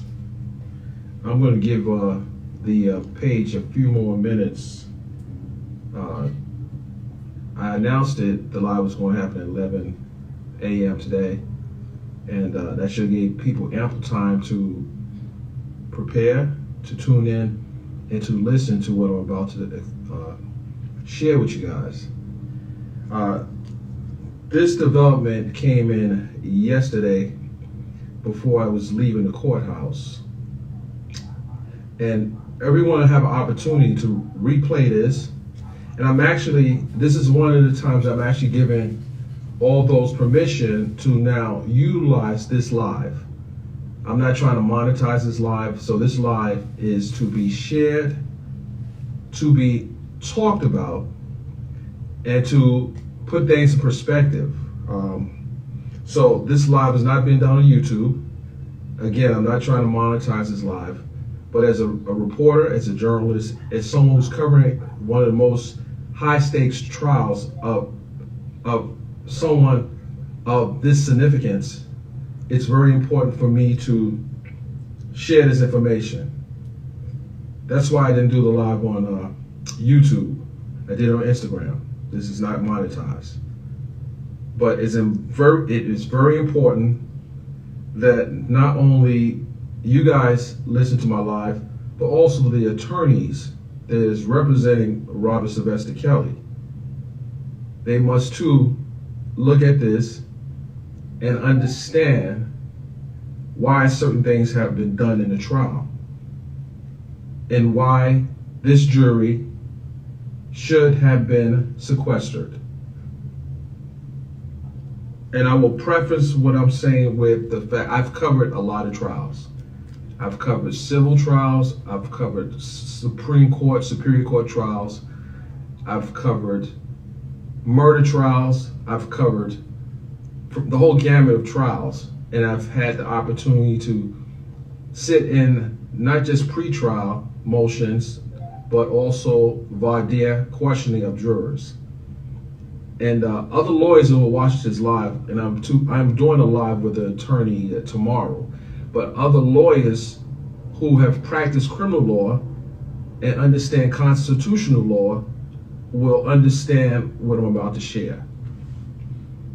And someone took a risk yesterday, and I can't say the name because I don't reveal my sources.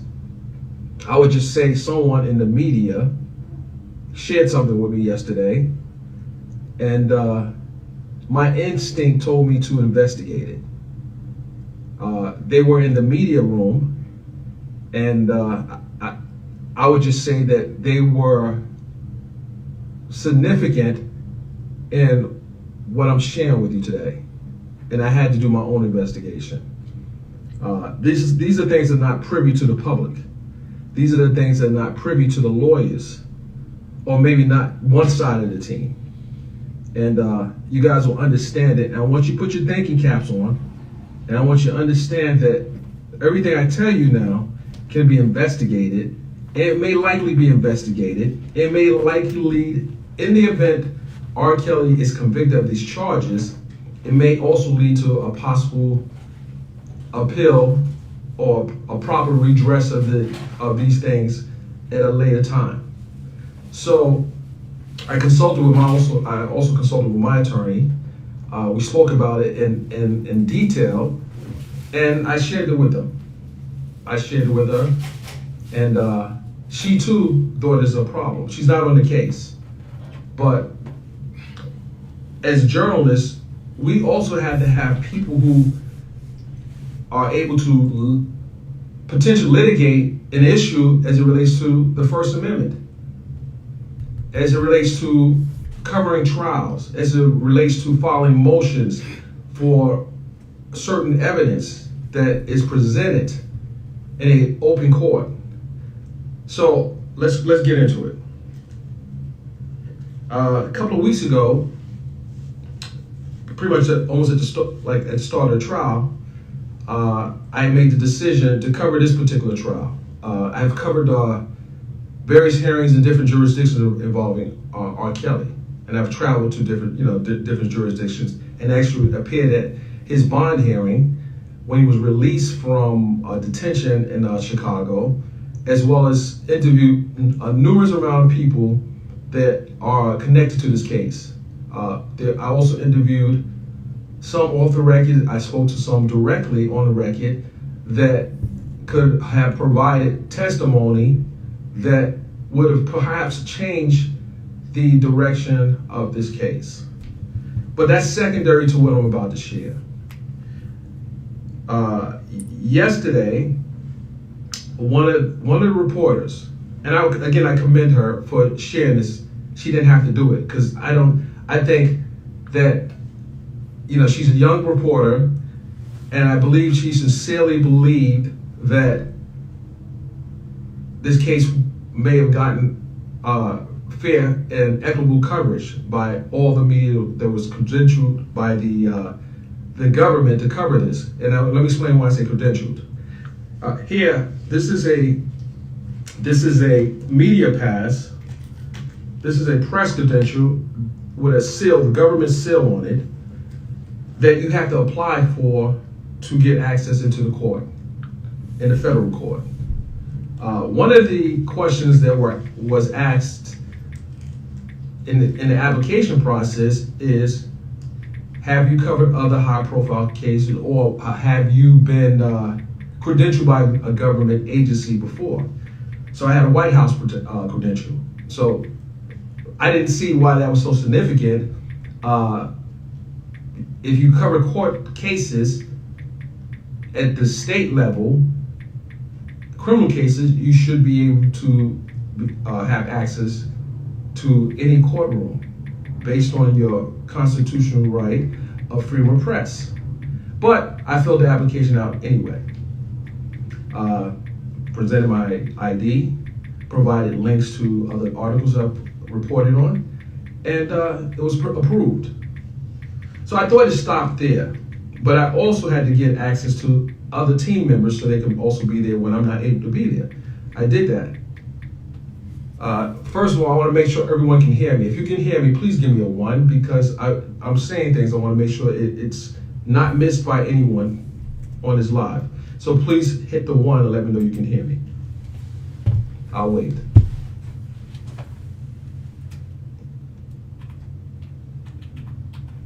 Okay, I got 2 1s, so that means if I got that many, that's a good situation. Okay, so here we go. I don't know after I tell you guys this, will I be able to continue reporting on this case from at least inside. The case it's to the jury right now. But when the verdict comes back, we are going back into the courtroom to wait for, or if there are questions being read by the jury, the questions or notes being sent to the judge from the jury, they're going to be read in open court. So I don't know how the court is going to feel after this, but guess what? I'm a journalist, not just for the court. I'm not a journalist for the court, I'm a journalist for the people. So I really don't give a damn. I still have people inside. So if you decide not to allow me back in that courthouse, there are other people in there that will make sure I get the, whatever I need to get. I'm still here in New York. So here's what's happening. The prosecution, and you must remember this, the prosecution gave a very lengthy closing argument, almost 6.5 hours. Then they gave a rebuttal that was almost 3 hours. Well, they stopped part of the rebuttal, like if you'll recall, it was probably about maybe an hour. I'll get the exact time.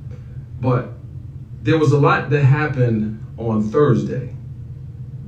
And most of the reporters, they filed their story, they wrote the articles based on what they heard from the overflow room by taking notes. At least that's what I thought they were doing, by taking copious notes from listening to what was happening on the monitor. This is what I thought.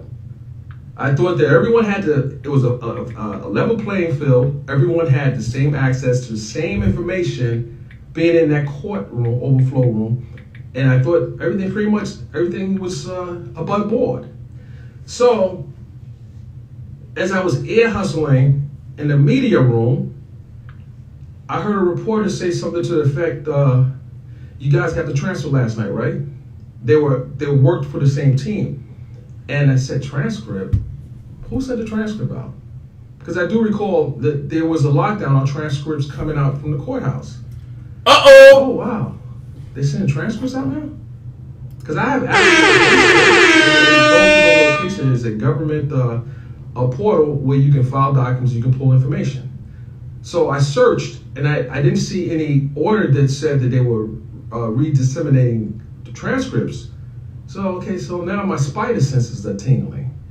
So then I asked the reporter, I said, oh, maybe it got stuck in my spam. Can you resend it to this email address? She forwarded it, which was a good thing, because then I could see there's a digital fingerprint on who sent those transcripts out. And I'm sorry for the person I'm about to put on blast. And I had a conversation with this person. And I looked at the subject, who sent it, what time it was sent. So I'm looking through my emails, the same email that I put on the application for communication to our company.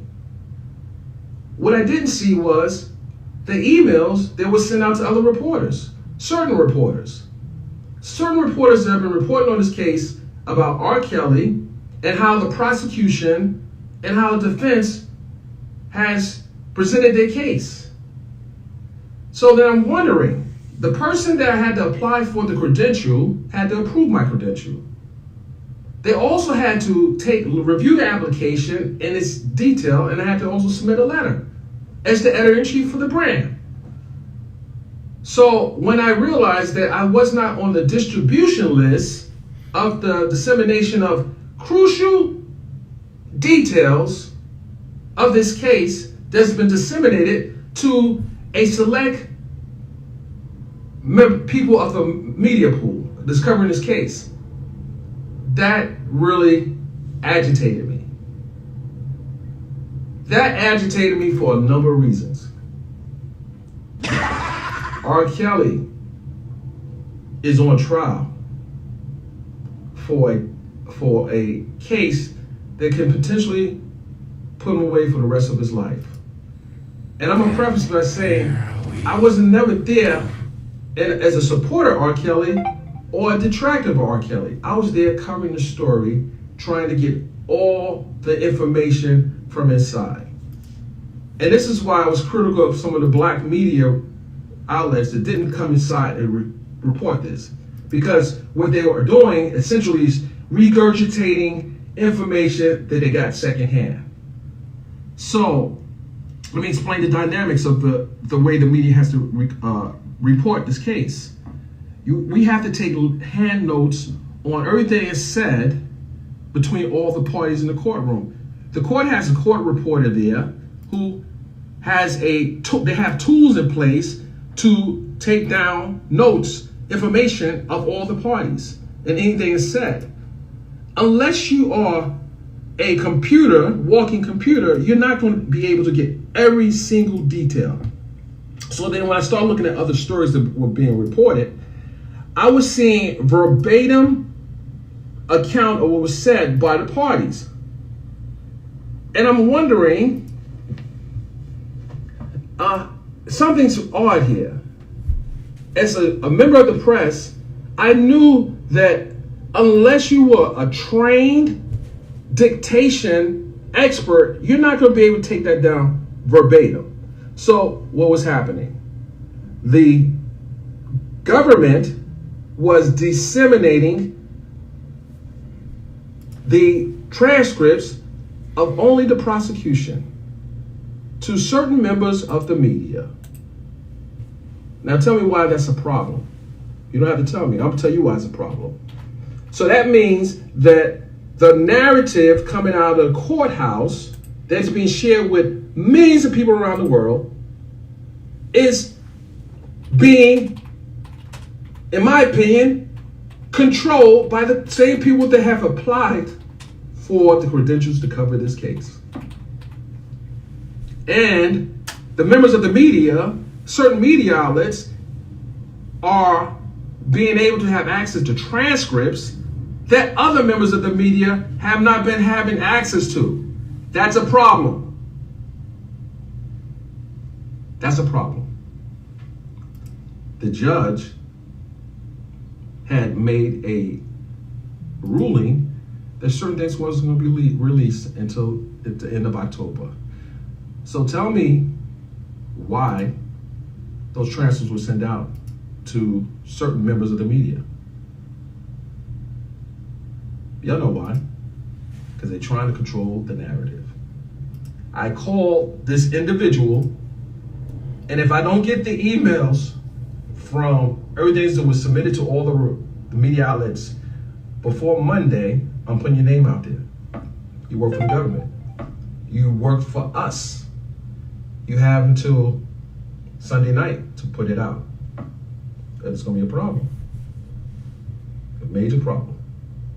So I have the transcripts. Thank you. Shout out to that reporter that have shared the communication. You will do well in media because you are an honest reporter. So the defense has to now wonder if this jury that's sequestered is watching the media today. The jury is supposed to be, is not sequestered. We have to now wonder what the jury is reading right now.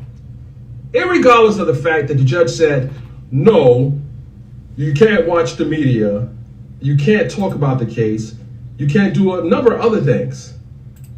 So you tell me, Your Honor, why is the government only sending the transcripts out to certain members of the media?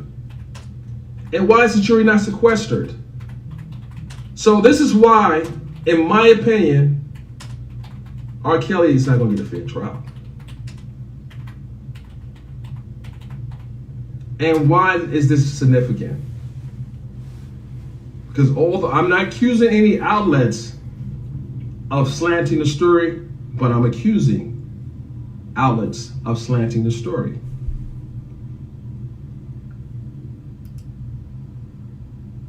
If you guys are only getting the transcript, some of you guys, and you know what? We need to investigate, and this is for the lawyers. We need to see how much of those emails have went out to certain media outlets. Because I want all the communication that was disseminated to all the other media outlets from the day I was approved for coverage. And I'm gonna tell you what he said to me. I called him on the phone. Oh, you don't get off of just sending an email or saying, well, no, I'm sorry. No, I called you on the phone and I asked you, Mr. And those can probably figure out who it is if they applied. I understand that other members of the press have received communications and transcripts, but I have yet to receive a transcript. No, he says to me, I didn't think that you wanted to be on the distribution list. What the are you talking about? I applied for credentials to cover this trial. I also spent thousands of dollars to cover this trial. And you don't think I want to be on a you really don't think I want to be on a distribution list? I'm on multiple distribution lists from different government agencies around the country. So you have a job to do and you don't think all the people that you approved for credentials don't want to be on the distribution list on a trial of the century, you need to lose your job. You need to lose your job. And if you're making over these type of mistakes, there's a problem. And there's a problem because I don't know how long you had your position, but by the end of today, I'm going to figure out how long you had your position. Your job is to, if you're not supposed to send any transcripts out, then nobody should have it. But if you send them out to one member of the press and not another, you don't need your job. You do not need your job. And the attorneys that represent R. Kelly should be concerned about this. I should have the transcripts of the prosecution and the defense. Not cherry pick what you want to send out to the media. And to what media outlet? I'm not going to accept the fact that you didn't think I wanted to be on a distribution list when you never asked me, did I want to be on a distribution list? But I filled the application with my email address is on it to be distributed and receive communication one way or the other. So for you to say that, I do not buy it. From your mouth to my ears, you said the most asinine thing to a reporter covering a world-renowned celebrity in an international story. So you're not getting off the hook. The Eastern District of New York, the judge should really be concerned with this defendant having a fair trial. And how many people up the food chain knew that certain people was getting the email and others wasn't? It's a simple check and balance. Application, information against your distribution. Whenever you have an application, you add the members of the media to your list. I'm not buying that you forgot to share this information. No way. I don't buy it. So, yes, we have a problem. We have a problem here. So, share the information. Share the video. Share the video. That's all. I see some people texting me. I can't respond to you right now. I cannot respond to you right now. But this is a problem. Big problem. A very big problem. Okay, guys. So, like I said, this is my exhibit. This credential with the government seal is my exhibit. You didn't think I wanted to get copies of transcripts that is being shared with other media outlets?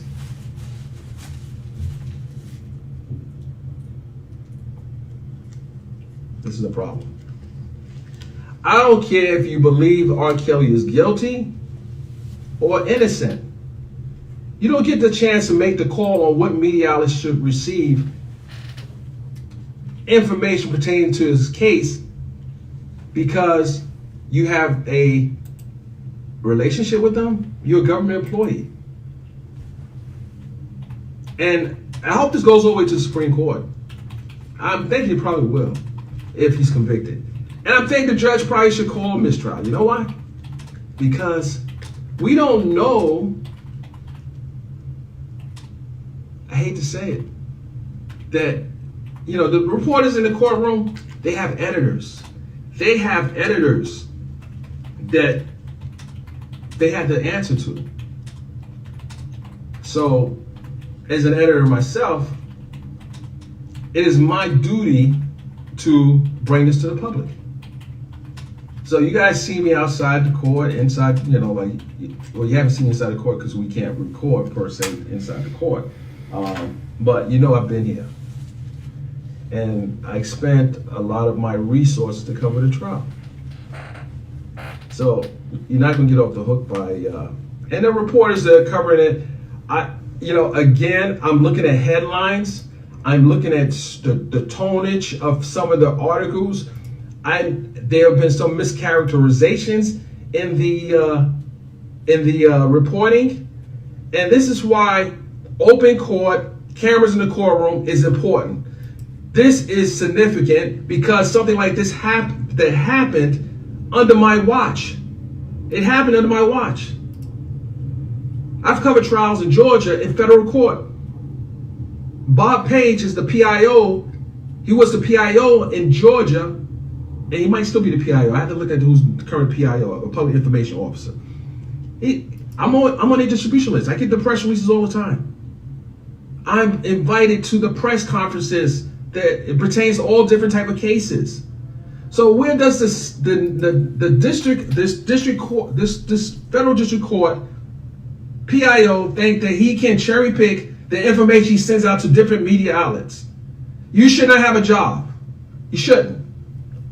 And anyone who's invested their resources and have not received their emails that's been sent out to certain media outlets should be outraged, as I am.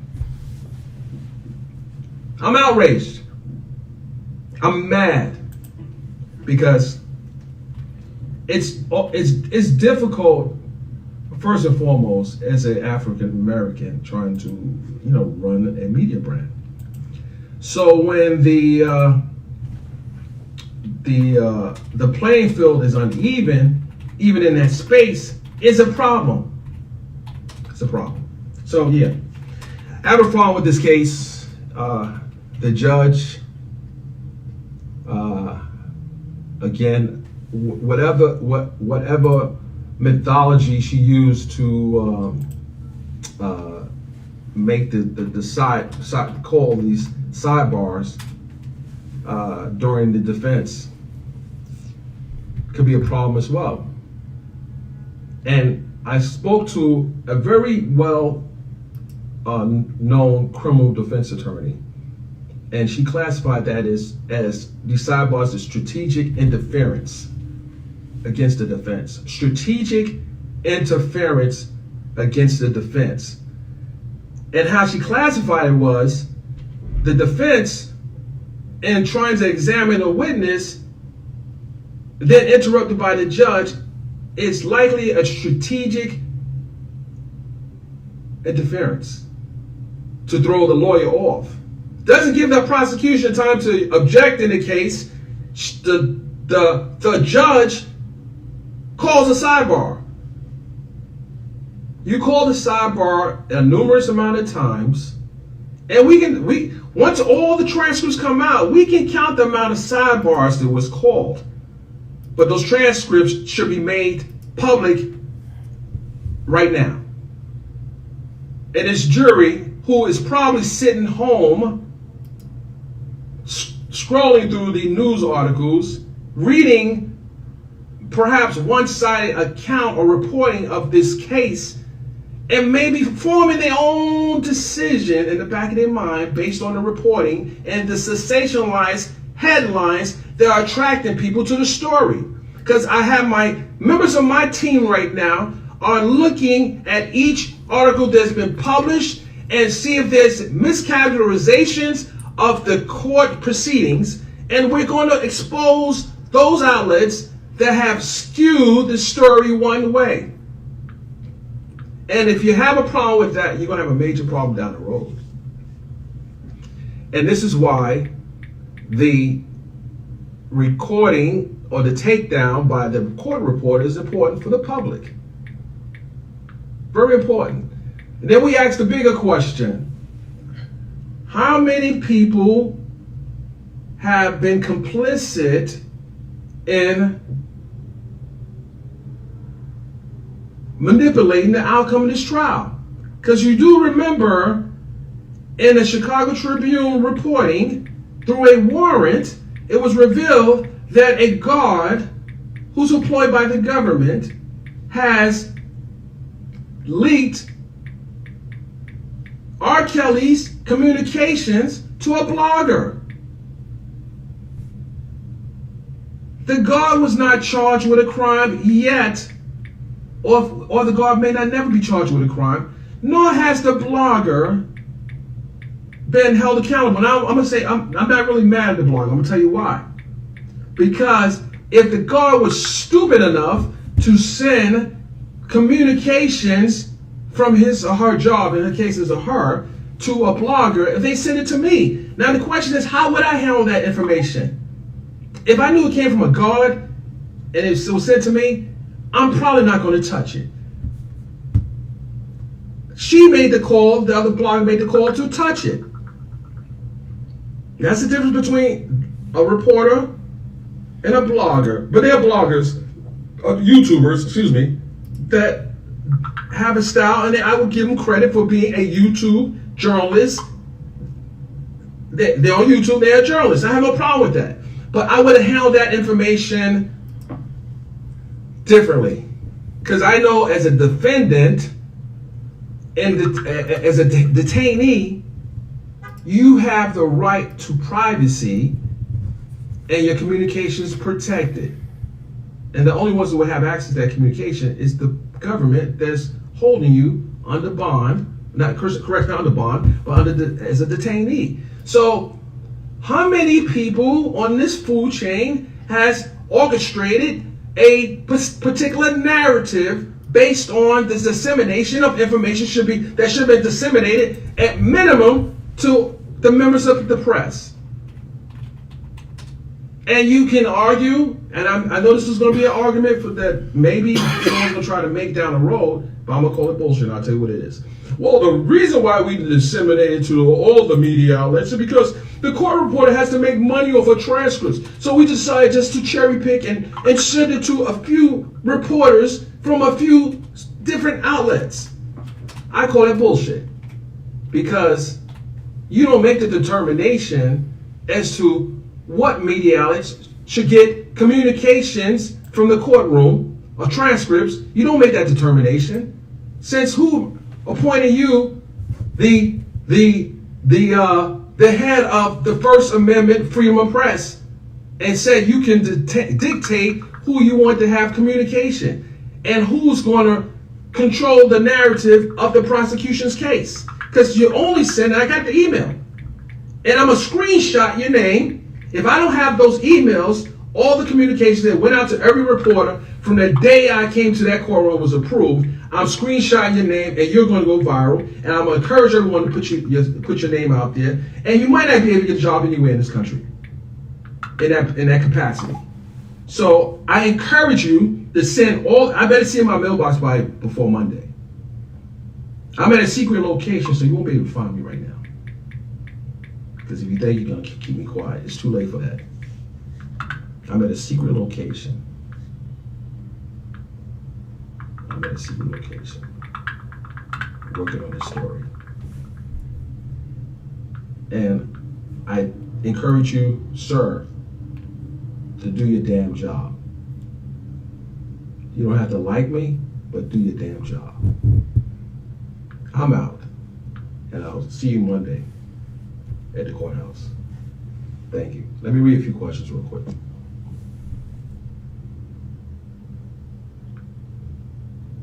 Oh, we turned off the GPS. The GPS off.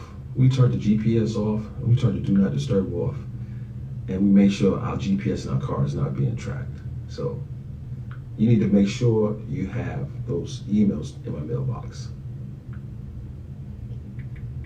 I need them in my mailbox. You have my email address. If you don't, I'm sure you can find out. Someone post my email address.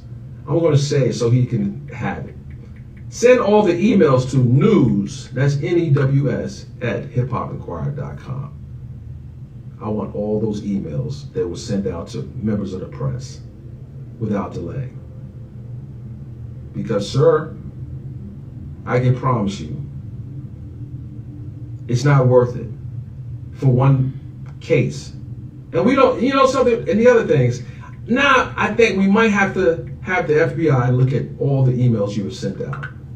Because they are the federal government too. The FBI might want to look at your emails as well. And who you send out. And maybe look at your text messages as well too.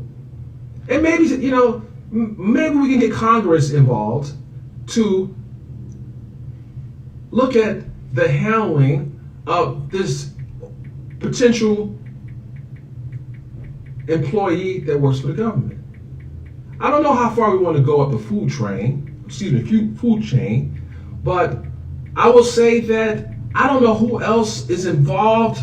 Like, I don't know if you've been talking to the sir, I don't know if you've been talking to the prosecutors and they say, hey, listen, get this part out about a rebuttal to certain media outlets who have not been favorable to reporting on R. Kelly. So now, sir, you have until Sunday night to get these emails to me. As a matter of fact, hopefully you guys know who the person is. I don't want to put your name out there right now, but I'm going to put your name out there at some point if I don't have those emails. It's just going to happen like that. And guess what, sir? Every judge, every ASA, assistant U.S. attorney, and everybody that you have disseminated information to and excluded information from, your clock is ticking. I want my emails. And I'm very upset that you thought this was okay. And you thought, you don't know me from a can of paint, but you said to me, I didn't think you wanted to be on the list. Newsflash, I want to be on every list that I should be on.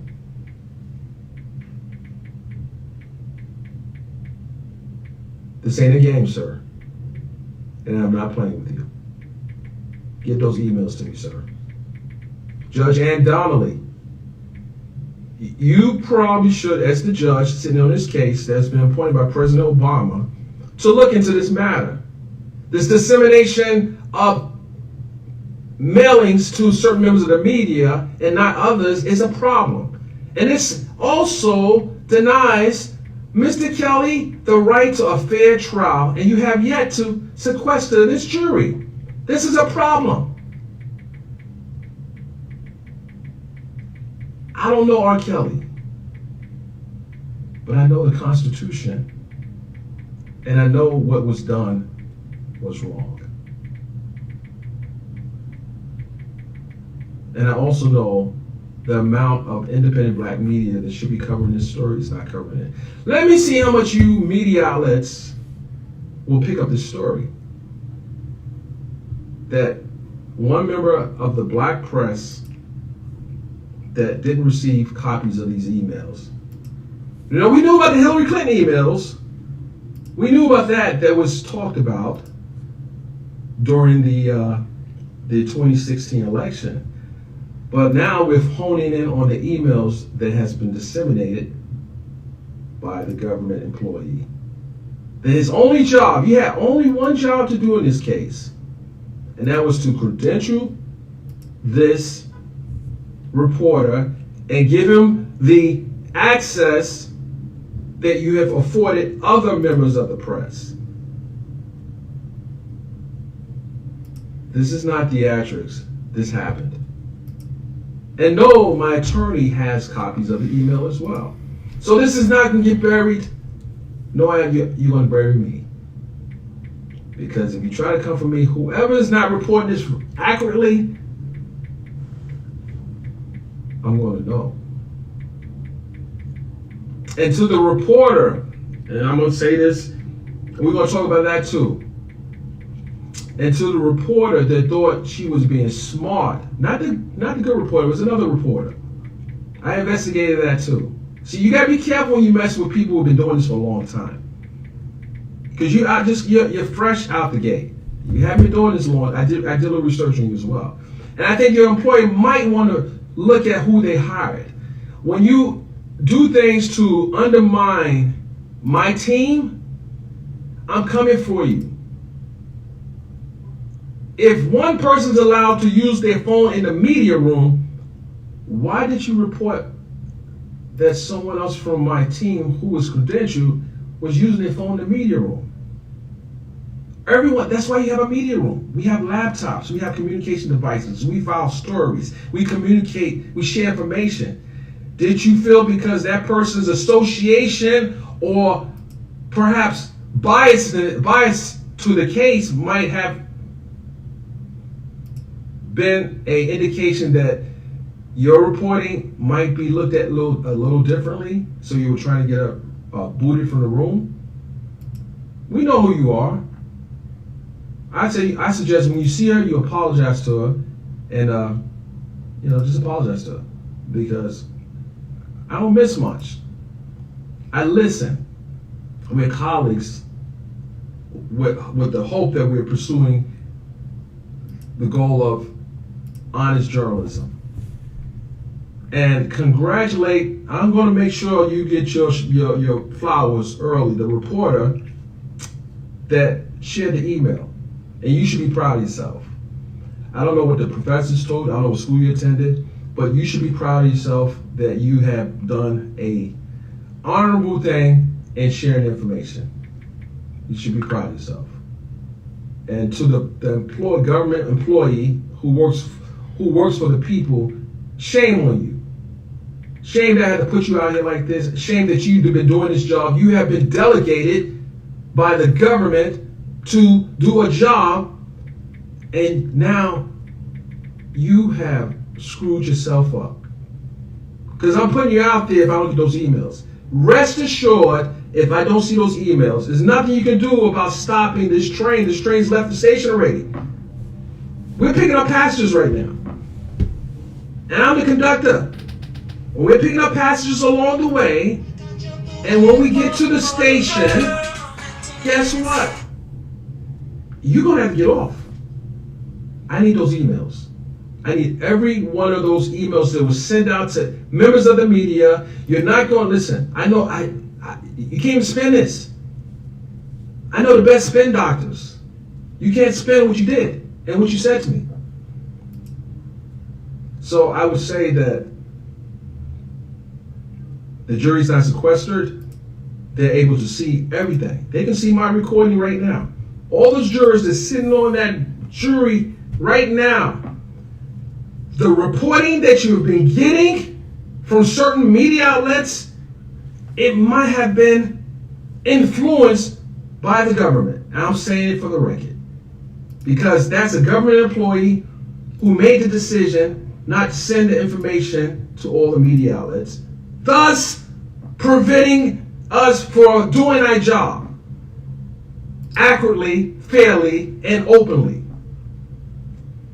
That's the bias in this case. And Judge Ann Donnelly, you should admonish that employee, and to the lawyers representing R. Kelly, you should be concerned as well. Because you're fighting a battle from inside the courtroom and outside the courtroom. I'm not saying Mr. Kelly is innocent. I'm not saying he's guilty. But the scale of justice, as is on my ring, it's on my college ring, should be balanced. Well, it was actually on my stone, but guess what? That was what I had inscribed in my stone. This ring is over 25 years old, a little older than that. But the scale of justice has tilted against the defendant. And that's my summation based on firsthand knowledge. So this might not be the case that you guys should be looking at, that all fairness has been done. It's happened. It's happened by an employee. And I don't want to hear that, oh, I made a mistake. You made a big mistake. You made a big mistake. And that's correct. I was there. Yes, I was there. And I don't know that employee from a can of paint, nor does he know me from a can of paint. Nor can you make the wild assumption that this high-profile trial, viewed by millions around the world, that I wouldn't want to have information that's been shared with other members of the press. You didn't think I would want to have it? No, sir. You're mistaken. I'll be checking my email. It's posted there. Share it share it, share it. Now, as I said to everyone else, this is not being monetized. This is information that needs to be shared to the public. You tag your favorite blogger, you tweet your favorite news outlet, and ask them, are you a part of this email scandal? Did you receive the email or didn't you receive the email? You ask them.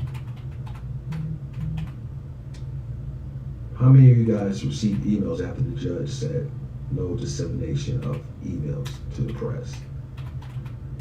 I do not need for you to show me favoritism and saying, hey, Mr. Byron, you can get these emails, but I'm not going to share with the other press. Don't put me on that list. I don't want to be on that. I would never want to be on that list. You give everyone the same information. You work for the people. You don't work for the prosecutor.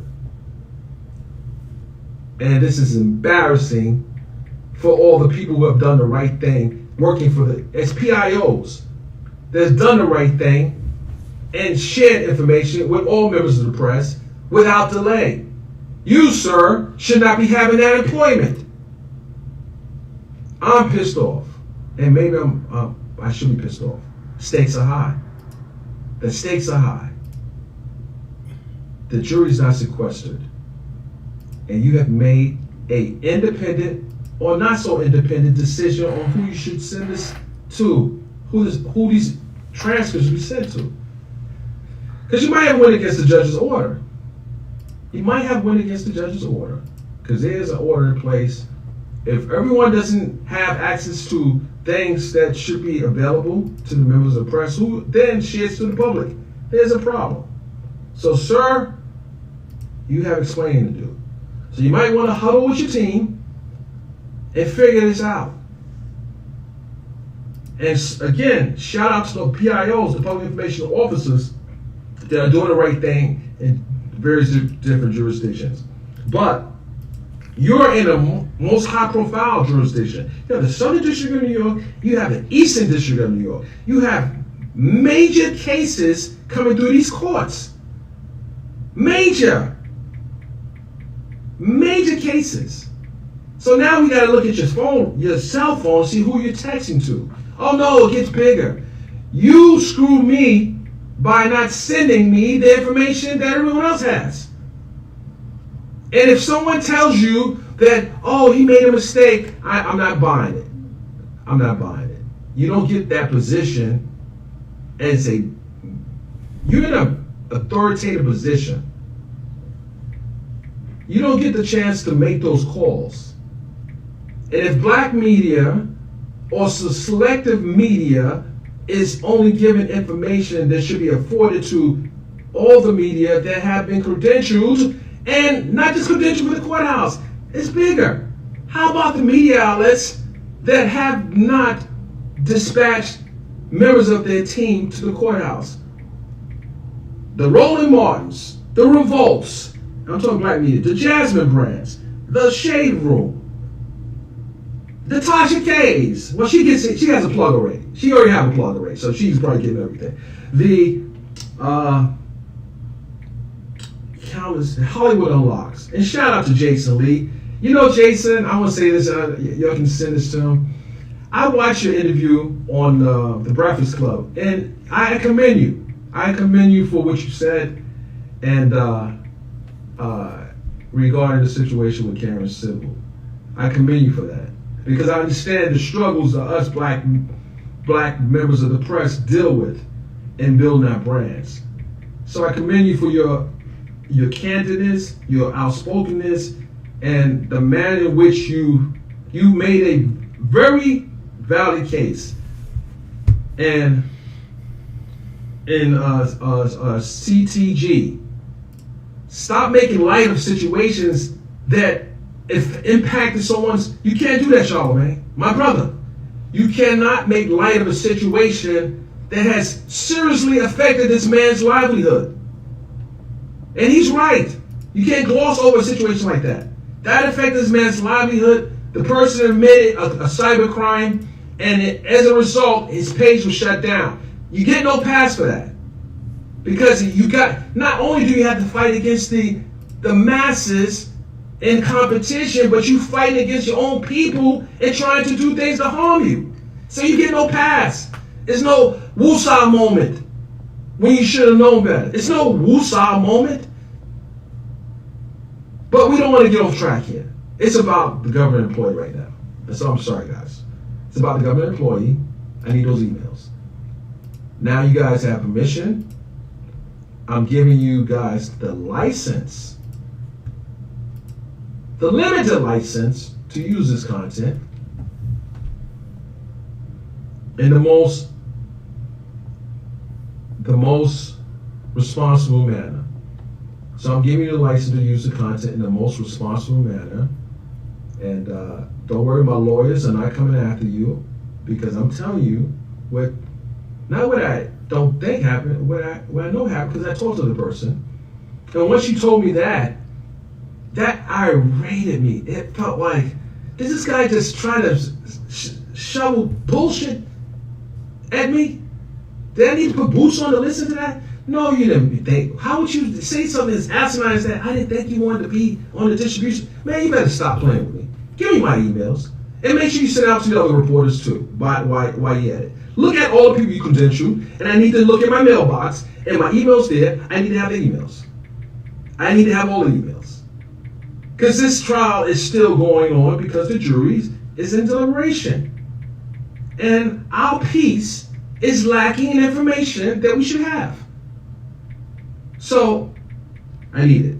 And I don't want any journalists, because if you try to play me with the BS, I'm blasting you too. And I know the reporter, we got our radar on you, as you know, on you right now. And we may or may not. You just apologize to the young lady. I know what you did. She has no reason to lie. And we have someone else to impeach her if she lies.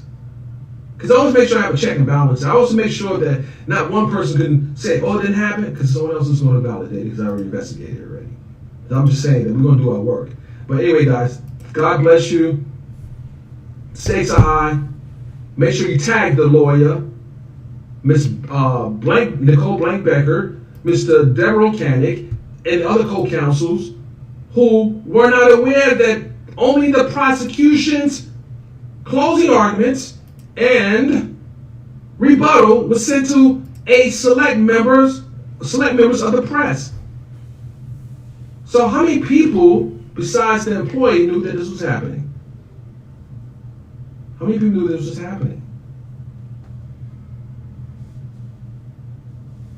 We'll find out. So I want to ask this before I leave. Those who have copied the live, I want to be able to read the questions. I have to always read questions.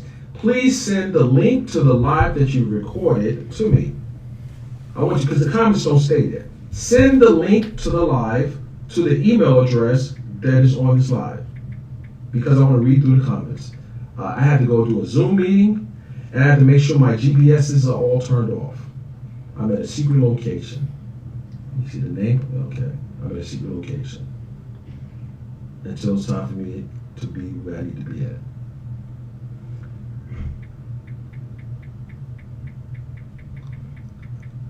Tiffany, I know what you want, but there's a problem with that right now. We can't do that right now.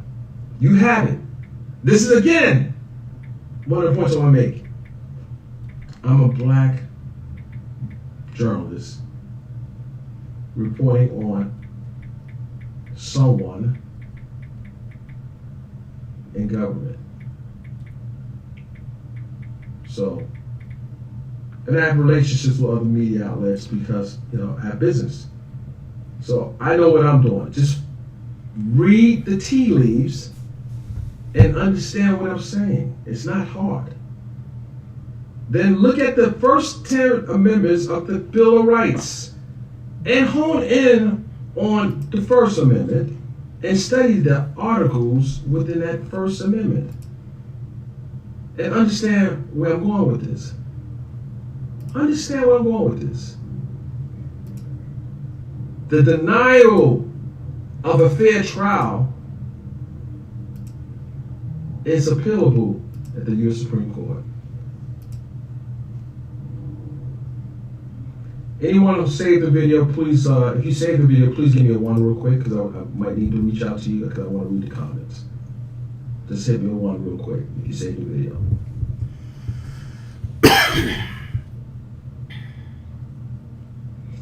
Don't just be a fan for R. Kelly, be a fan for justice, truth, justice. Be a fan for that. I'm just saying, just don't, be a fan for truth, because guess what? If they can manipulate this employer or other employees that are in this position if they're able to manipulate the narrative of what's happening in this trial by way of the relationships with certain media outlets, this can happen in another trial or another trial that involves your family member. The stakes will be high. So you gotta really call people like this out. Because he had one job to do, and he clearly failed. My lawyer's on it. She's a pit bull in a skirt. And she's ready to go to battle. So I'm going to save this live as well, but I don't have the comments there in place. And I didn't intend to be on here long, but I want to make the point. I'm outraged. Outraged to a point that I'm witnessing this, and I'm just saddened that we need to put our foot on the scale to get a certain output, an outcome in this trial. Yeah, I'm upset. I'm upset. And while all those people, I know there are a lot of you that don't support R. Kelly as well, but at least you support equitable justice. Support that. No matter what position you stand on R. Kelly's guilt or innocence, support fairness in the judicial system, the criminal justice system. Support that equitable fairness. You don't have to like R. Kelly, but at least let them be held accountable to the rules that they set. Let them be held accountable. Let them be held accountable to the rules they set. You cannot change the play in the middle of the game. You can't. This jury is not sequestered. Ladies and gentlemen of the jury, if you see this video, I'm telling you that funny business has been played. If I don't get transcripts of a trial that I'm covering for inside, and I'm only relying on taking my own notes while other people are allowed specific access to transcripts. Ladies and gentlemen of the jury, that you are sitting, waiting for your return on Monday, you should be outraged as well. Because then, some of the things, I want to read this here, and I gotta read this. I gotta read some of the quotes from defense attorney Koenig. And even the reference to Martin Luther King was twisted. The way some of the media outlets reported it. He didn't say that in that manner. But you ran with it. And that's a problem. So let me scroll down to read some of the quotes from Devereux Koenig in his closing argument. You know the closing argument that the transcript I didn't receive that should be emailed to me? That one. Let me read something. Attorney Koenig said, somewhere I read of the freedom of speech, he said. Somewhere I read of the freedom of assembly. Somewhere I read of the freedom of the press. That's where I come in. That's where I come in. And that Bill of Rights that Dr. King said in his speech, this is what Koenig was referencing in his closing argument. So here I come, and I'm going to reference a part of that clause in that amendment. Freedom of the press. And I'm going to read it further. Koenig said that, like Dr. King, Kelly wants the Constitution to be upheld so the government can be true to what's on paper. True to what's on paper. That's the Constitution. That's on paper. But what else is on paper? The takedown of what occurred in that courtroom. That's on paper and that's in transcript form. And I want it. So I too will echo Dr. King's speech in that the same thing Mr. Kelly wants as a defendant, I want as a member of the press. And absent of that, there cannot be a fair trial.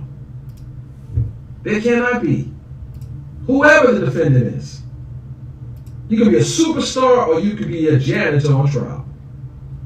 But if the Constitution is not upheld by the government, because it's applicable to the government. So if we don't have access in a open fashion as it pertains to the Constitution, there's a problem. There's a big problem. So, in closing, the clock is ticking. Shout out to the reporter that helped me do my investigation. And this email scandal could be a problem. Could be a problem. We're going to fight until we can't fight any longer. We're going to fight until we can't fight any longer. Thank you guys. Send me the tweet it, send it, share it. Thank you guys for tuning in. Hold on a second.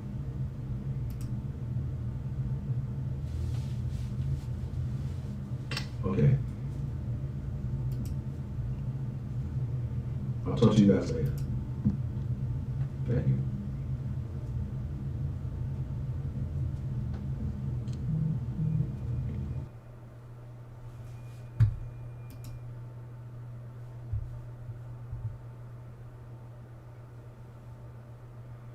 Well, damn. Hey, can somebody get me a loud bullhorn for Monday?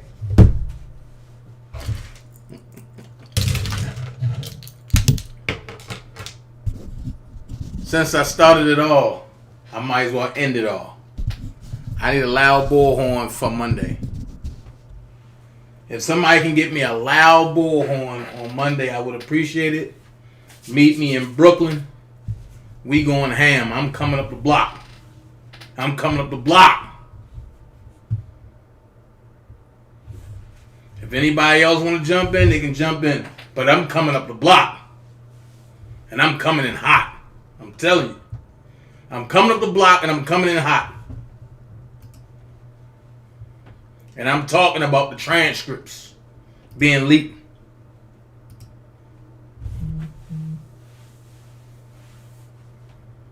Facts, Toy. Sheesh. That was brutal. Like, this is beyond any blogger. This is beyond any blogger having a difference of opinion. This is corruption at its best. So it makes sense. So what I just heard was the jury was sequestered all the way up until yesterday. Then when it was time to leave, the jury ain't sequestered no more. But they want the jury to look at TV to see all of the negative stuff about Robert Spencer Kelly. Excuse me. And it's because this one person in the media leaks out all the negative stuff instead of the balance of what's going on in the courtroom, which will make this an unfair trial. I caught it. I just had to repeat it for all the slow folks in the back. And then he said, let them know if some of your favorite bloggers or anybody got transcripts. Infamous Sylvia was selling transcripts. I got the receipts. She was selling for a 25, a 50, a 75, and up. A do. A do.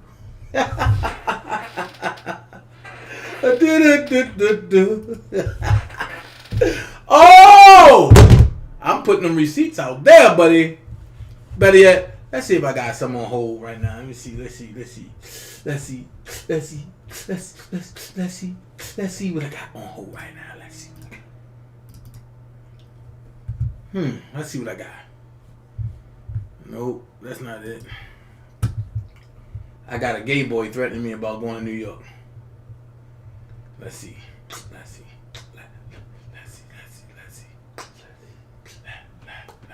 Hold on. I got it.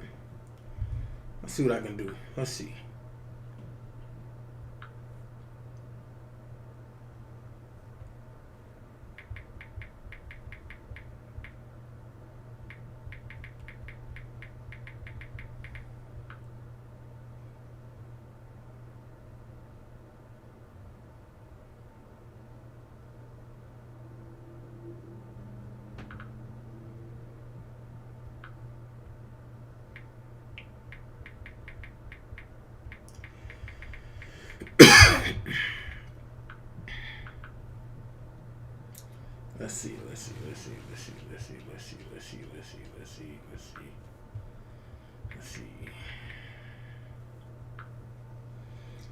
Let's see what I got.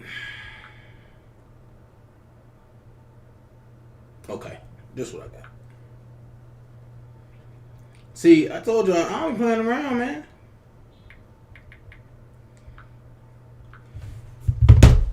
Shout out to Doug.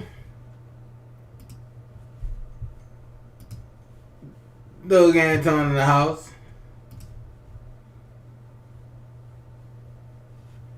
Come on, don't see.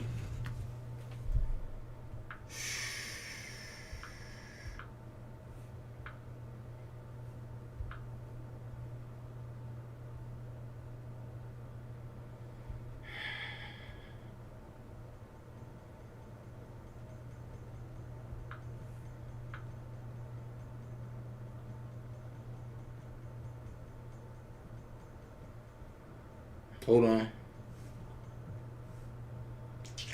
This thing, man, gets on my nerves.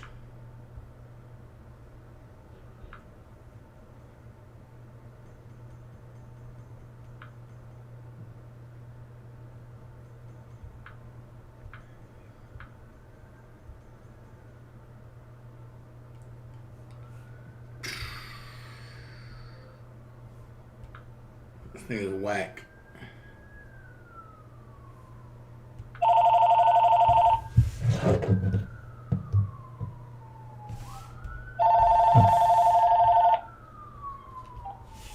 You're live on the DanaJay show. How can I help you? What you think gonna happen with R. Kelly?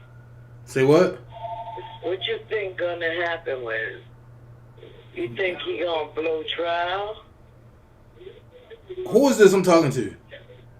Regina. Okay, so what you say? What you think gonna happen? Cause I heard you saying something about the jury.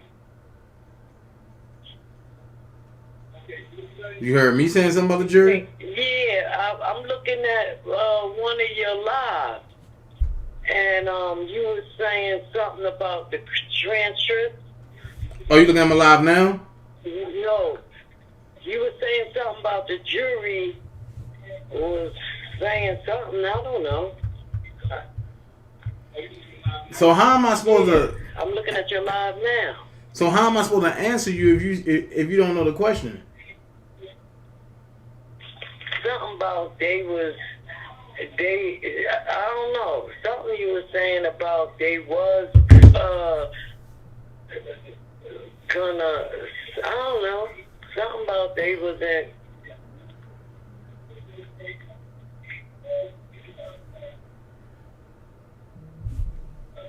You think he gonna blow trial? Huh? You think he gonna blow trial or? What is blow trial? What is that? Jury. What is blow trial? What is that? R. Kelly. You think he gonna beat this, or you think he gonna get off on the case? No, I think he's gonna win the case. He's not gonna beat it. Good. He's not gonna get off. I believe he's gonna beat the case. Yeah, that's what I mean. I was talking about I was talking about the people who had their hands in to try to take him down. So I mean, Right. Okay.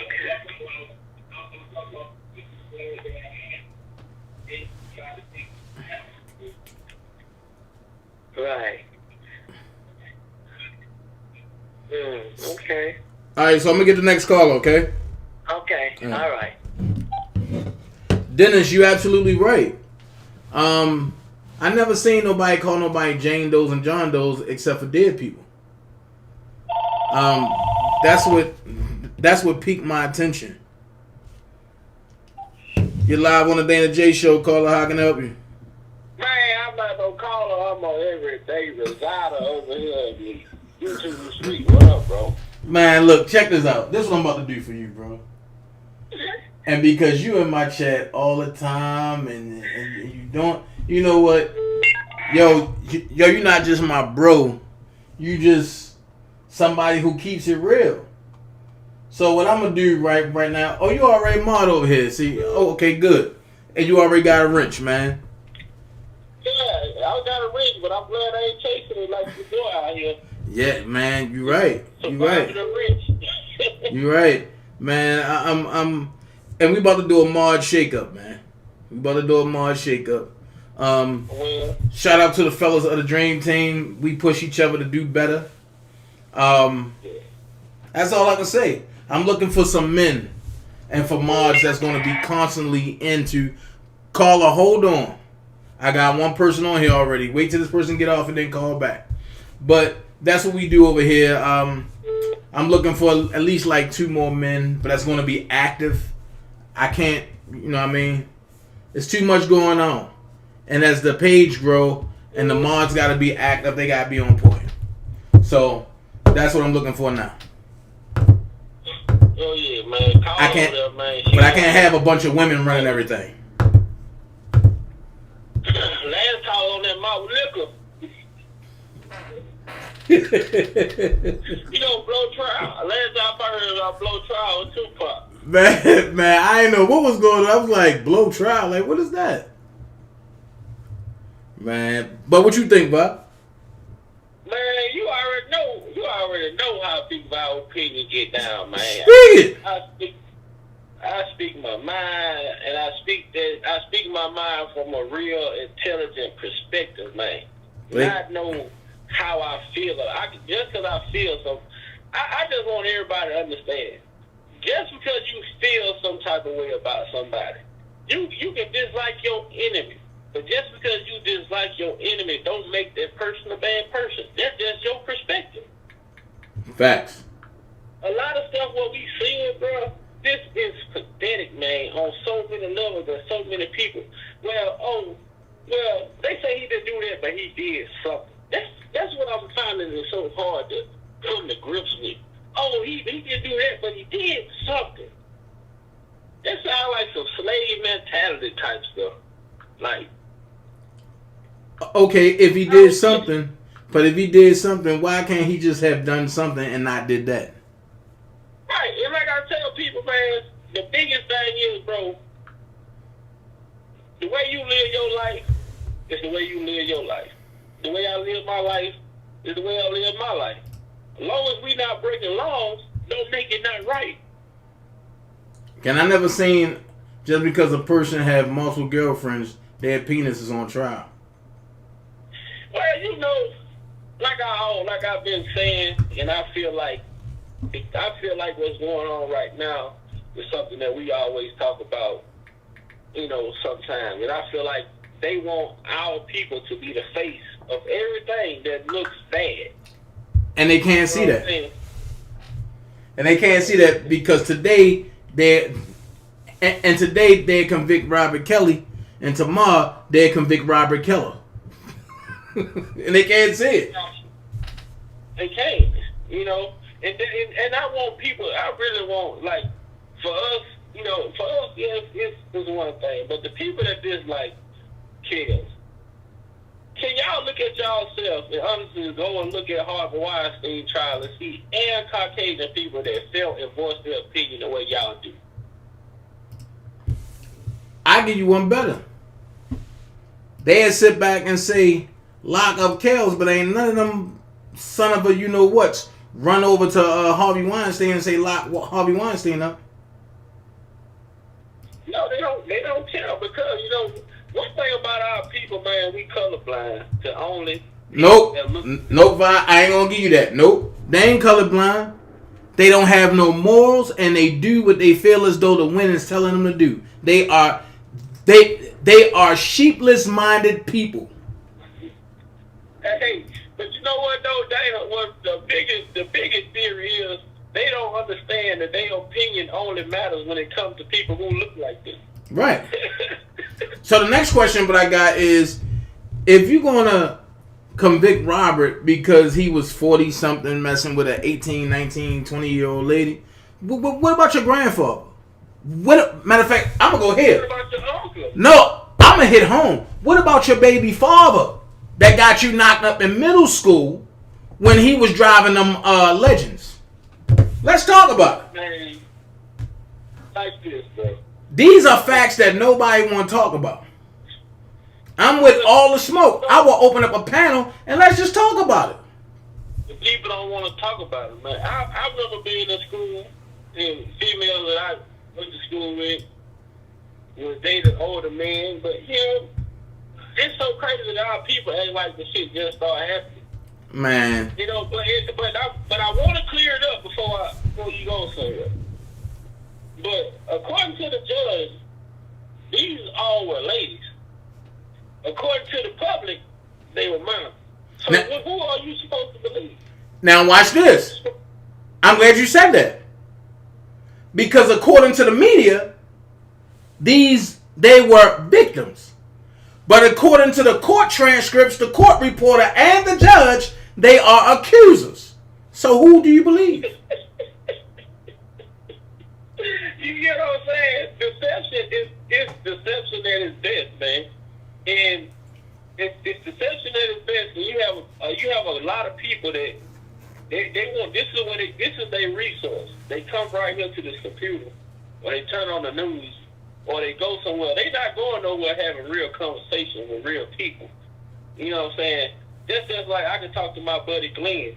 Glenn, an ex-officer, everything. We come from two different walks. Yo, I missed that. I missed him. When he come back? He worked with me on Monday. Yo. So, and me and him. Yo. Some real debates, like, you know what I I'm saying? will open up a late live just for him, bro. Oh yeah, he's more than willing to come on, man. Me and him and we can sit up there. We talk about George Floyd. He's like, oh man, George, he probably gonna die from the fentanyl. And then I said, well, I can't say that because he was perfectly fine before the police touched him. So, but we can have that debate from two different backgrounds. We can have that debate together. Well, all right, bro, man, what you want to eat for lunch? You know what I'm saying? A lot of people need to understand, man. We got to get our personal feelings out of R. Kelly's life, man. A lot of these people, it's their personal feelings. Because if you give them the same resources that R. Kelly had, they will be accused of some of the same shit. And one of these guys that feel the way that they feel about R. Kelly, if they was given the same resources that R. Kelly was given, they would be accused of some of the same shit because it ain't about R. Kelly. It's about his status. Right. Dennis Jones said, how come R. Kelly's ex-attorney getting on the court TV and saying that is your jury, go over due to the weekend, that's going to be a problem? Don't they have a client attorney privilege? Yeah, don't they? I hope they ain't talking about it. Yeah. No, I'm talking about the jurors. How was they able to go home? Don't they got that's right. I thought they supposed to stay wherever they stayed there until the trial is over with. And the crazy part is now Greenberg is on BNC, a channel who don't like Robert, a channel who's against Robert. Make that make sense. You know what though? But then I'm gonna tell you something, bro. We really gotta stop thinking so much into it. But we know what the obvious is, okay? Understand it. But we really gotta stop thinking so much into it because simply because of the testimony from these people, if the jury can't see it, it's obvious as hey, I don't give a damn what the news says. What's going on around you? You read that paper, you hear what was said in that courtroom. Dennis Jones said, how come Steve Greenberg, ex-attorney, talks about the case several times after he was fired? What happened to attorney and client privilege? Can you explain that to me? Well, I can't explain it. And because evidently Steve Greenberg don't care. I can't. He's hurt. He's butt hurt. You see when a butt hurt person, this is the perfect analogy of Steve Greenberg. How if I'm in a relationship with somebody and me and that person, you know, we go our separate ways, why am I worried about who she decided to go talk to after me? You know what? You know what? Why you go there? I'm just saying. Because if we're in a relationship, right? Right, because if I'm in a relationship with a female, right? And I break up with that female and I say, leave me alone. Why would I need to play all of our old conversations about me and her being together? Why would I need to play all the conversations about me and her talking? Why would I even try to sabotage her? No, I want you to keep going. Somebody must still feel some type of way. Man. To that. I'm going to tell you. You know what I'm saying?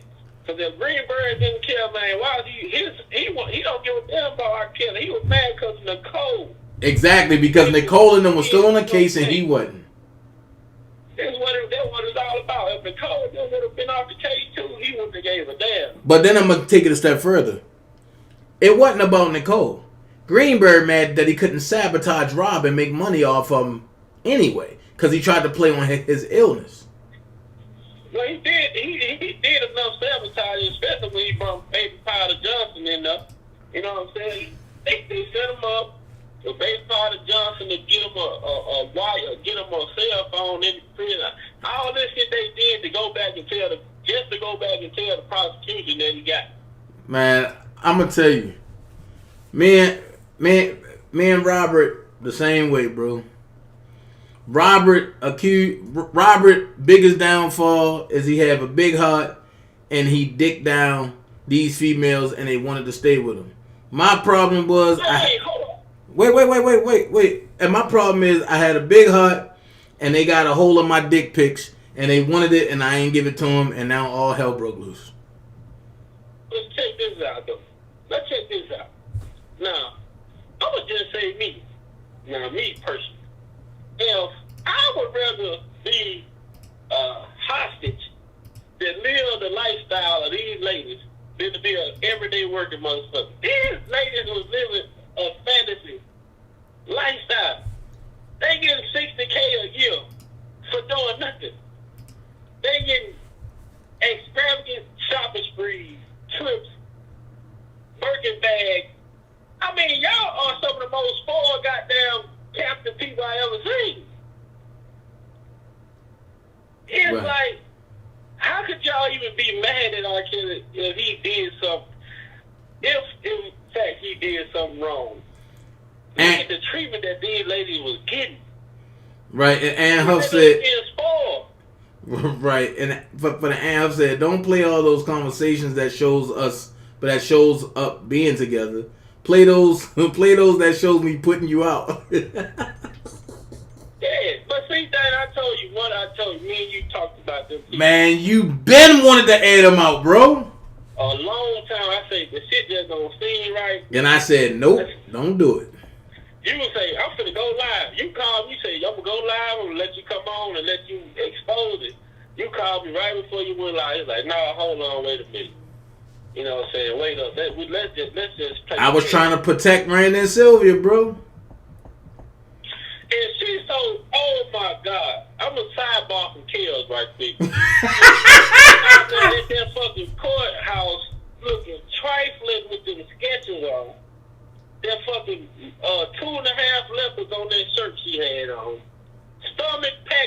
her pants. I mean, like, present yourself as a lady. Don't. You down there looking like your ass woke up on the subway and say, shit, did I miss my stop? All right. Just don't even wash your face. I mean, then you got the camera up in people's face trying to record while Hollywood doing her thing. Exactly. I ain't like that. Like, have some respect, man. Right. That's her live. That's her journalistic thing she doing. Have some respect and let her do what she do. And we all know the road we've been down with Hollywood. Right. But the one thing I can say, I respect her because what she done throughout that trial, I tell you, the woman is gifted. I ain't never seen a motherfucker that can write all that shit. Man, yo, I ain't gonna lie to you. Hollywood did the. He calling that Deborah Mechanic, man. He need to bring her in on. Hollywood did the one thing that none of these people on here has ever done. She came to me face to face. We squashed anything that we had, and she had integrity about it. Don't none of these other people got no integrity about themselves, man. It's only a very few. It's only a very few, and it wasn't just Hollywood. It was a couple other people that done that too.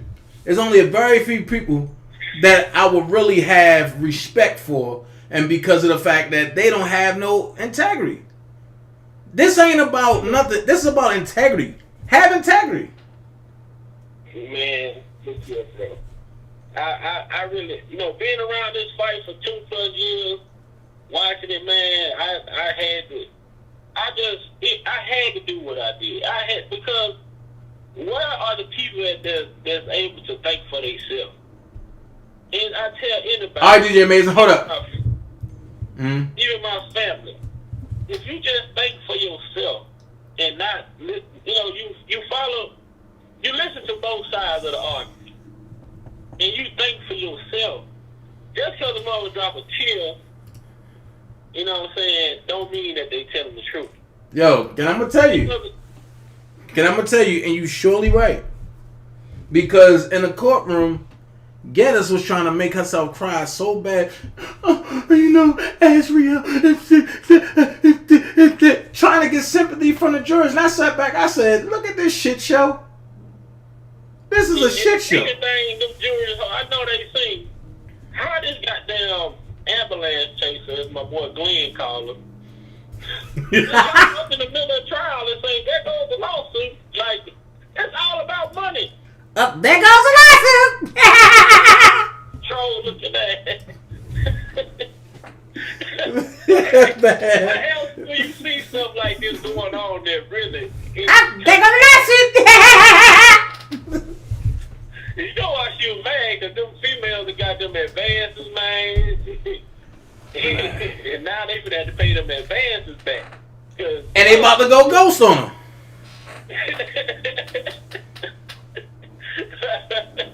Man, you ain't about to hear about no Faith Rogers. What? Kelly Rogers, Faith Rogers, and Mr. Rogers, man, they gonna go to church? Oh, happy day. Oh, happy day. Well, Faith Rogers putting $30,000 down as a 10% to God. I'm telling you what's about to happen, man. I know.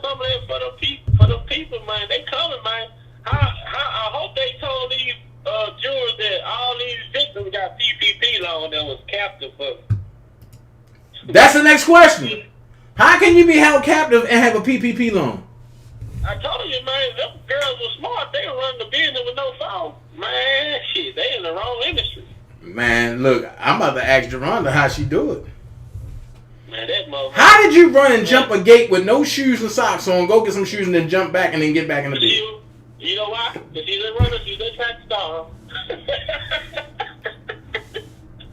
Yo, No Limit got a new song out. Hold on. Man, Mac, No Limit Mac got a new song out too, man. Man, like I say, shout out to everybody. But then Geronda, though, even that listening to her say, I did the settlements and I gave Bubba $4 or $5K off the settlement. What do you call it? That's extortion. That's extortion, clearly. That's extortion. I mean, what really kills me, they make it seem like Kells ain't got no taste. These goddamn chicks could be walking around with a box on their head, man. Sad, bro.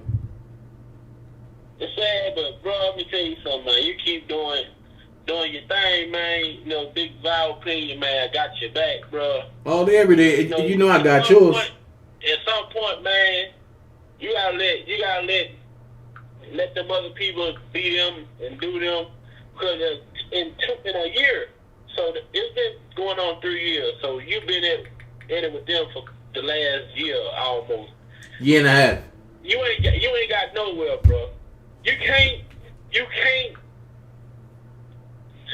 goddamn hit a nail through a brick with a hammer. It ain't gonna work. Them people over there, man, they are who they are. They gonna do what they gonna do. No matter how much you don't have to defend yourself at this point when it comes to them people. Right. You know what I'm saying? No matter what you do, no matter how many times you prove them wrong, they gonna go try to dig up something. At this point, man, you got. I'm telling you from a friend, best friend, bro. Your shit you got going is good, man. But if you feel like everybody else feel Kells coming home, man, stop entertaining them motherfuckers and clean this shit up, man. Because if you want to bring Kells over here, it got to be clean, man. And if Kells ever see this, bro, I'm telling you, when you come home, brother, practice being selfish, man. Focus on you. Even if you got to block your kids out, everybody. Man, R. Kelly, you need to focus on R. Kelly for once in your life. And let God lead the way from there. Because all these people this man helped, he had supposed to 4 or 5 people to come and say something good about him. Man, I would feel like shit. It should have been a line from New York to Manhattan somewhere of people waiting to get in there and say what he done did for them. Yeah. I agree. I'm going to get out here because I know somebody else want to call in, but... Of course. You know what I'm saying? You go cut the head off the snake when you kill it, bro. You let it be that, man, because we got to clean it up over here because we gentlemen, man. And we going to make it clean over here. You know, do what we going to do over here, man. We can't keep going back and forth with unfit motherfuckers. Yeah, you're right. You're right. But that's why I said I'm not. But that's why I laughed at it. But also, in the process, what I will say is this. Because somebody said I didn't have a receipt. I'm going to say this. One of my mods that I got the boot is now one of her mods. And it says $25 to $50, 1 copy. $50 to $75, 3 copies. $75 plus above, all copies. Sylvia has. $ Tumasimi. If that's not soliciting and redistributing federal transcripts, Sylvia got that email, right? Uh-huh. Hey, Dana. Hey, do those transcripts come with a bag? I don't know. But I know she got that email. Oh, man. Let me get out here before she have a receipt of this conversation, bro. I'm scared of Sylvia, man. What? I'm scared of Sylvia, bro. That's how she was talking to Demetrius on that phone. She pulled that titty out again. Yeah, she said, well, you know, Demetrius, the dog, he's gonna bite somebody. Yeah, let me see, you know, if you let me see your titty, that game of trust. You know, I gotta gain your trust. Well, you know, I just want to know if R. Kelly, did he really do any of that, Demetrius? Well, you know, Rob just in the studio all the time, worked hard, you know. We were doing all the fucking little girls, you know, it wasn't him, but... Nigga, yo, we gotta do that one day, yo. We just gonna do a role play, bro. We gonna do a role play, yo. We gonna listen to it, and we gonna come back and play it out for everybody, yo. Yeah, I'll tell you. Well, you you know, I'm getting old. I can't remember too much. Then I got the two craziest dudes together, boys. Yeah, you in trouble now. You in trouble. Hey guys, come on, R. Kelly.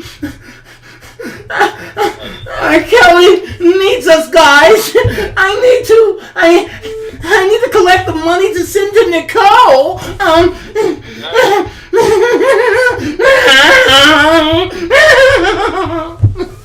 on now, Chef. You know if you collecting anything for robbery, you gotta get 5% off the top. Well, Nicole, and you know, hey guys,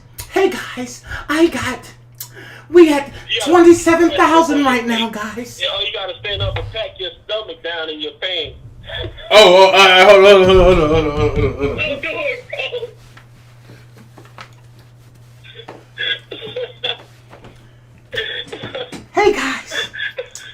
Hey guys, we got 27,000, guys. You know.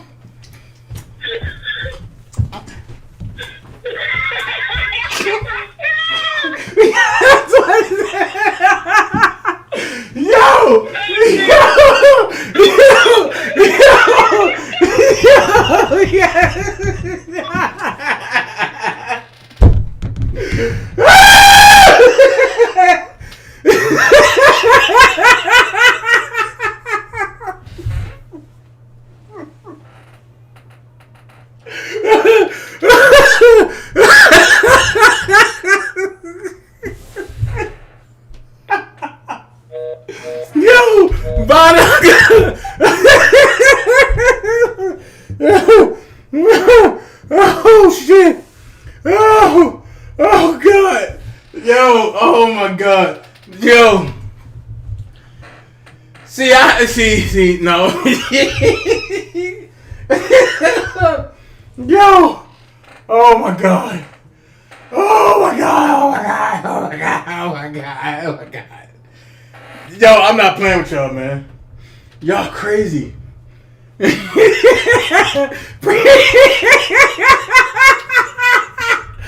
guys ain't gonna knock me off the bushes on that one. Oh shit. You're live on the DanaJay show. I can help you. What's last? This is DJ Amazing, bro. What's going on, bro? Man, you crazy, bro. Hey, with the same thing make you laugh, make you cry. This, yeah.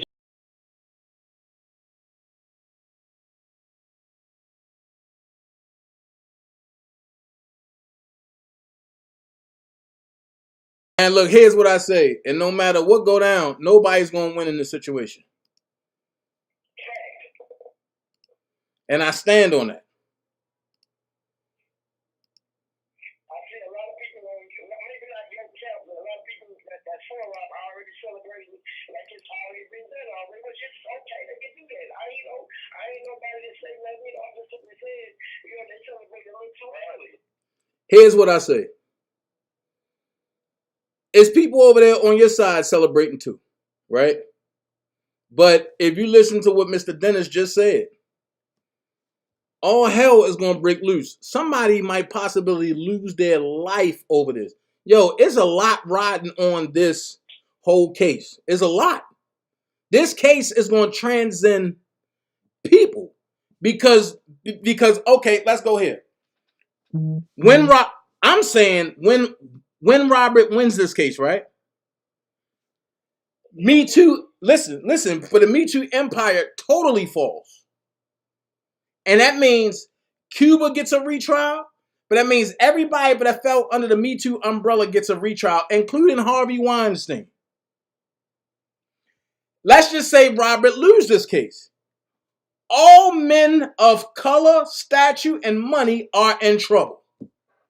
That means if a female say, I need $50,000 from you, and you say no, she can go to the public and say, he made me call him daddy and trap me in a house and spank me. Now, let's talk about these females who believe in going a mile and a quarter. They will go and purposely run into the wall and cut themselves and say, this is what I had to endure for 17 years. You hammered. That's why I say what I say. Hold on, though. I'm you said that, I was with you. Now, you got some women that go out there and do some stupid shit. You know what I'm saying? I go with that. You got some women that come to fire on some, I'm mad at you, I'm going to get at you any way I can. Right. I feel that. But I will say there needs to be a system in place for some real investigators. I'm talking about not from the police station. There needs to be an outside source that really do some serious investigating before charges are filed against somebody. You know what I'm saying? Somebody that could be like, okay, this shit really didn't go down like she said. You know what I'm saying? Before it even hit the court out there, waste of the taxpayers' money. I roll with that. Now you know what, DJ Amazing? Is this why the weather is changing so rapidly? Because me and you don't really get along about talking about this subject, but I have to agree with you on that. I have to totally agree with you on that.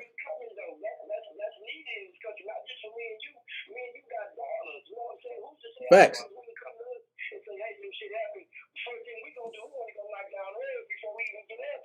Facts. Facts. But that's why I say I can't even. But that's why I tell people like, yo, but the difference between in a dream team and Team Truth, we don't try to recruit. We want to give you the truth and let you decide on your own. And because you can still get the truth and then decide, well, nah, we don't rock like that. Then that means we bringing you into our safe haven and you really don't believe us anyway. And you're going to use the tools that we bringing you in and we're equipping you with just to try to use it against us. No, we want you to make your own decision. That's why when you said, yo, I'm going over to the other side, what is the first thing I said to you? And before you go, use your mind. Look at all resources. I never said, oh, no, you stupid as hell. You this and this and this and this. No. And it was certain people from Oak Cove, but I said the same thing.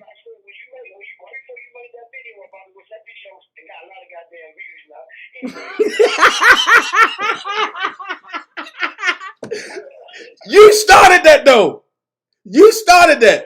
What up, Tosh? You started that because you came at me and I'm like, bro, what? Okay, all right. I got to do it.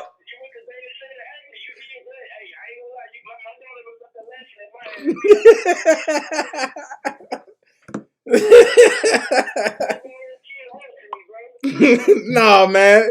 Tell your daughter, man, she a beautiful soul and she a queen, man.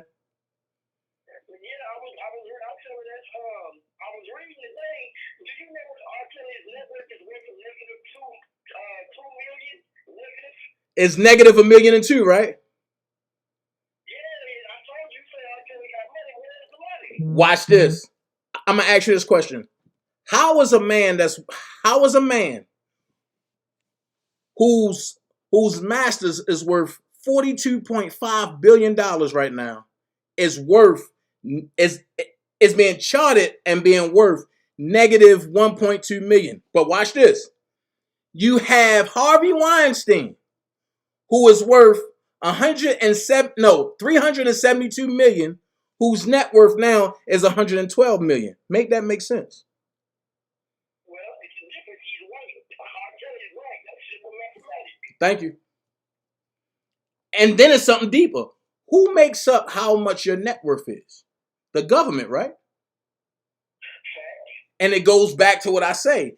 If you don't play in the government game, if you go and reclaim your birthright, you can't be in the government's game. So how can they track you? I keep telling everybody, your birth certificate is a QSEP number on it. Your social security card have a QSEP number on it. They don't give a hell about who you are. They care about those numbers. Why do you think this COVID is alive? This COVID is alive to bring the numbers down because the world's overpopulated. Thank you. That's a whole other subject in it by itself. Thank you. You know what I'm saying? Thank you. But I said it, Prima Donna said it, everybody, thank you. At the end of the day, COVID appeared and the flu disappeared. Make that make sense. Chris got caught up in the Epstein scandal too. Yeah. Yep. And I'm going to read the thing about Jay-Z. I ain't gonna lie, bro. I'm moving with R. Kelly Jim. I'm saying when the jurors came back and they was looking at the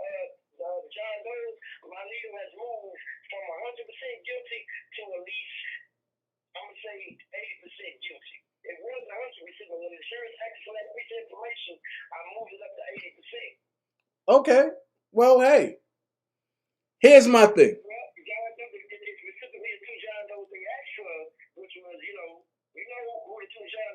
Yeah.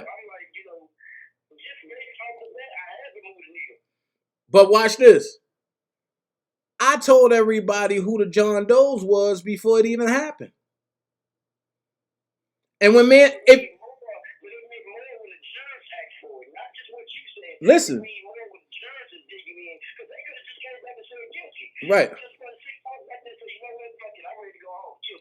right, and see, and check this out. When me and Larry got into it about it, nobody paid attention to that conversation. Everybody was so worried about me being on Larry's platform to the point where they didn't understand that me and Larry was slinging information. Larry was slinging negative information. I was slinging positive. But nobody paid attention to that because all he was worried about is Dana is on a platform with somebody who's trying to take R. Kelly down. Okay, you got to think about this. Don't the government talk? Don't the lawyers talk? So if I'm for Robert, facts. So if I'm going to debate somebody, I need to know where their mindset is. So how can I debate somebody going in blind? You can't. That's just like you going to go fight Mike Tyson in a heavyweight fight and you don't got no arms.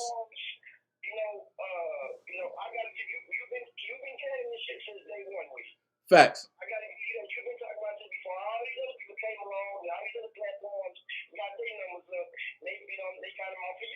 Appreciate that. Appreciate that.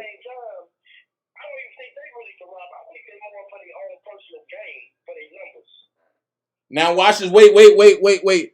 This is somebody from the other side. Please say that again.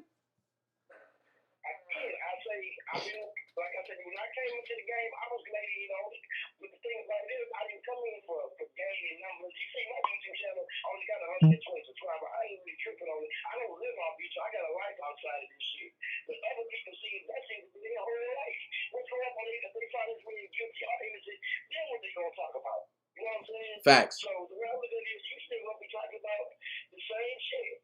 Facts. And the thing is, I bring other content.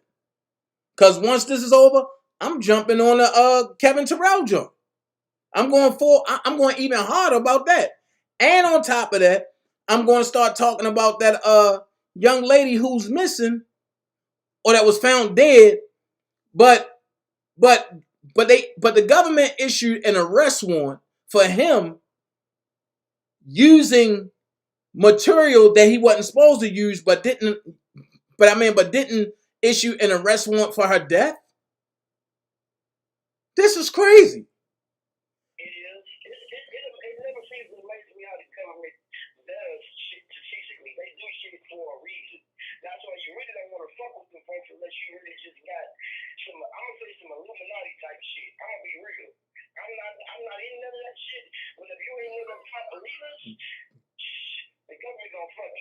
Right. If you ain't a leader, you ain't got no real power, no real say-so.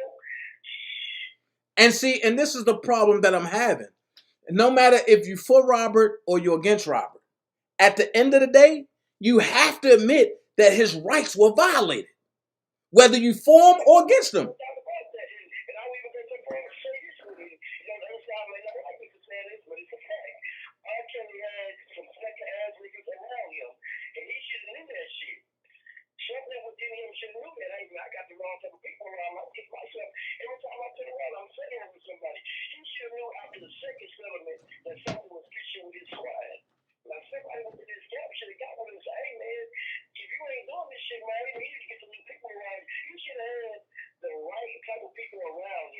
But I will say this.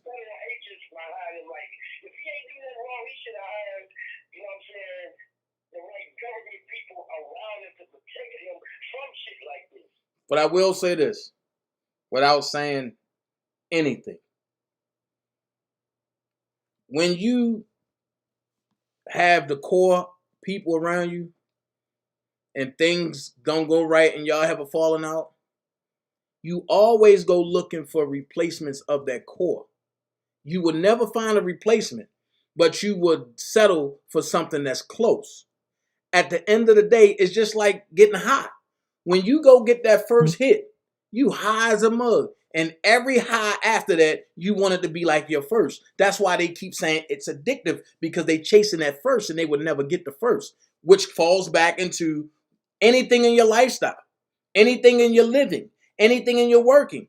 You always want that one perspective that set the bar, and you will chase any and everything after it to set the bar. So now what I'm hoping is that Robert has pressed the reset button, and now I'm hoping Robert have court for everybody that was ever around him, even me. Let's have court. Robert Sylvester Kelly is the judge. Let's have open court.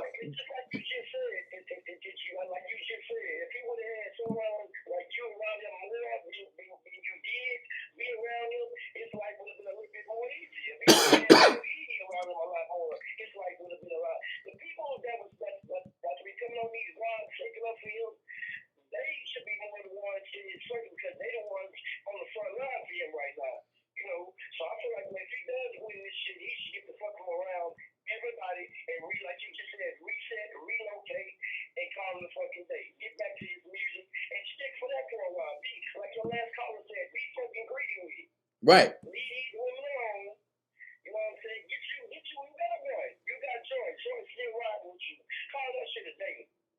I'm going to be honest with you, and I'm going to keep it a buck.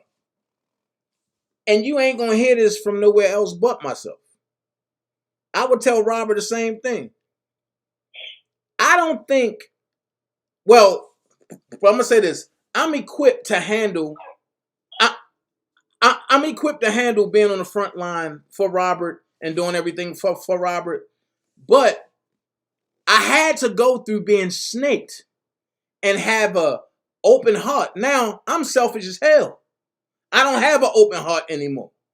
So now, me being snaked, it caused him some pain. And I had to apologize to him for that.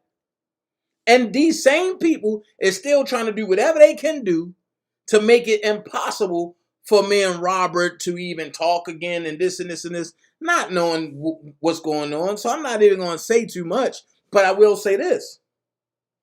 When you know better, you do better, and you don't repeat certain things. That's why certain things I won't even talk about in the open anymore. Right.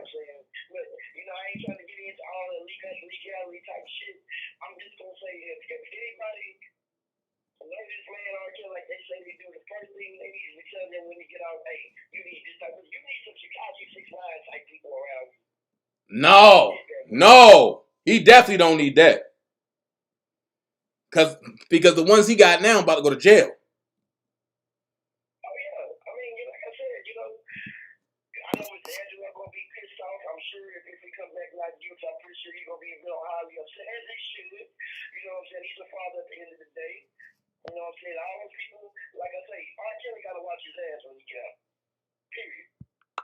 Facts.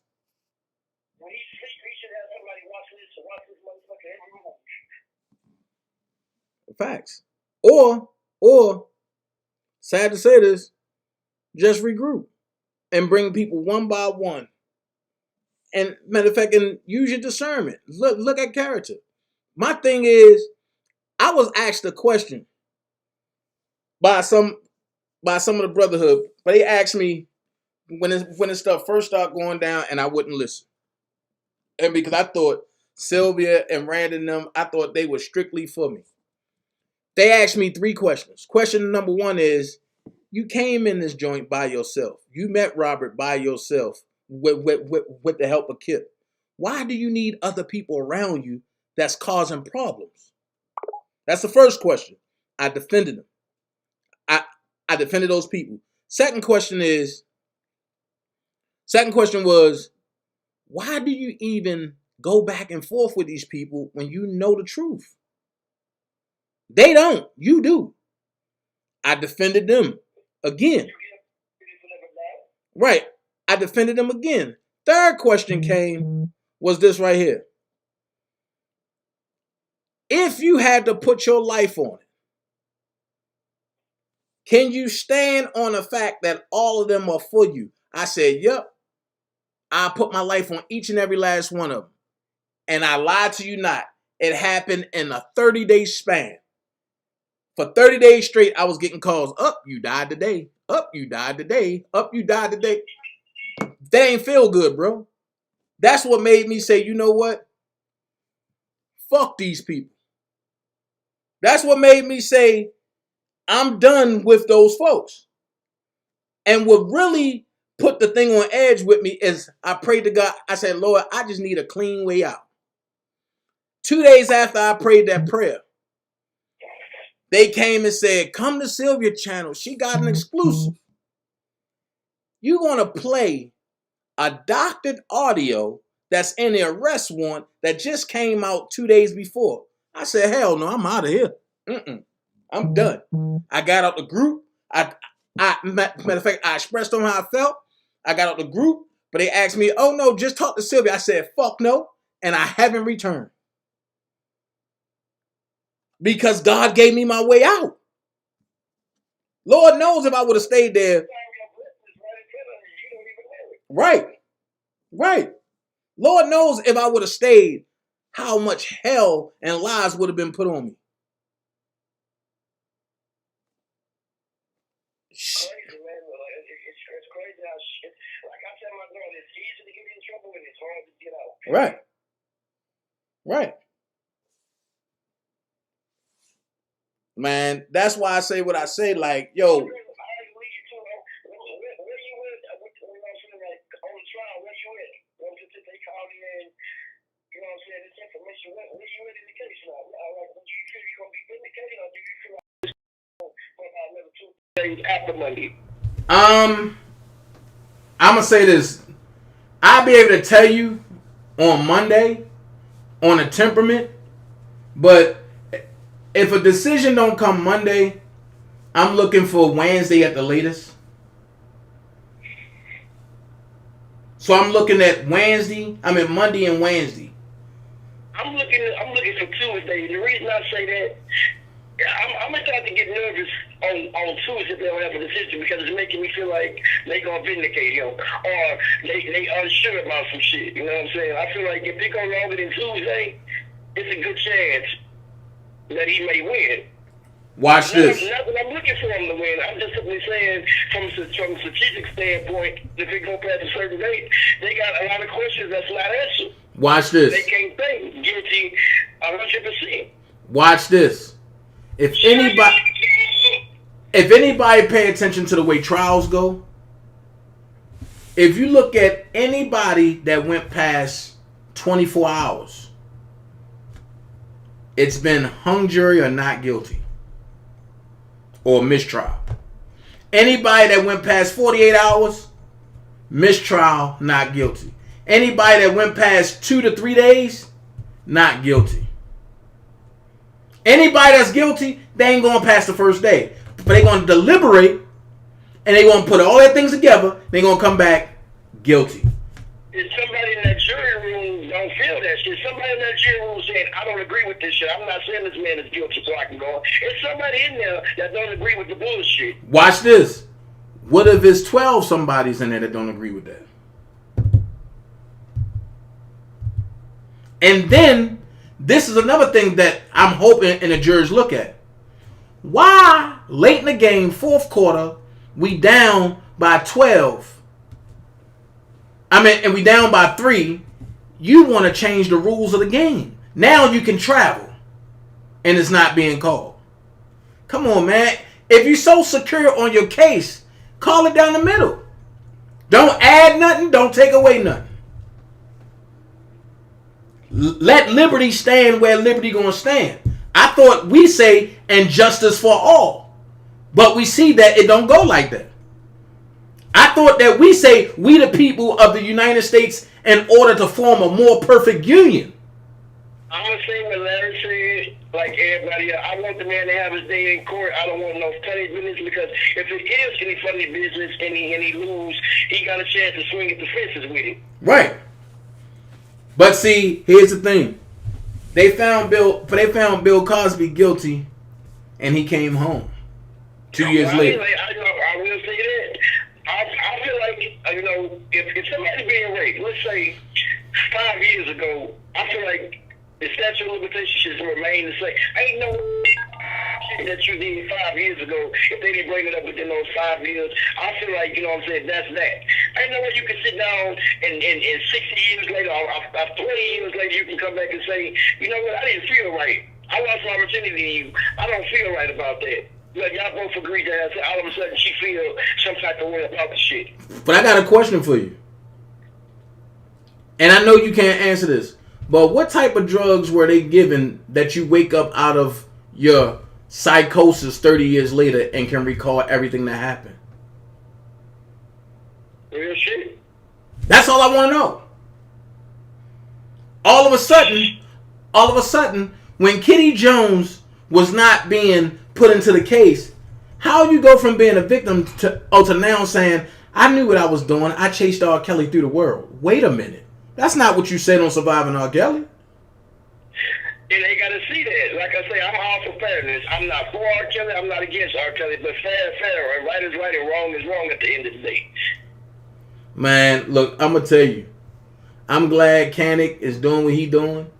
I see the hate that Greenberg is throwing. But... Oh, Greenberg is smart. I saw that. He's smart. He waited to say a lot of shit. Right. But my thing is, I'm going to be honest. These are the times that I wish I was a defense lawyer. I wish I would have went to school for this. Greenberg said he got 2 hands tied behind his back. I'm not looking for him to really win this shit. Man, look, check this out. I said it once and I say it again. Greenberg wasn't for Robert. Greenberg was totally part of that whole situation, and the government was prepared to destroy Stephen Greenberg. But when Kanik came into play, it was a problem. That's all you got to do is go back and look at the screenshot. Look at the transcripts. They fought that Greenberg stay on the case. Why would the government fight that a lawyer stay on the case, not unless you are complicit with that lawyer? See, these are things that these so-called bloggers on this side don't talk about. The motion that y'all was losing back, I ain't never seen that. That many lawyers. A lawyer lose motion after motion. He couldn't get no bond. Because most lawyers can get you a bond, no matter what the fucking charge is. Watch this.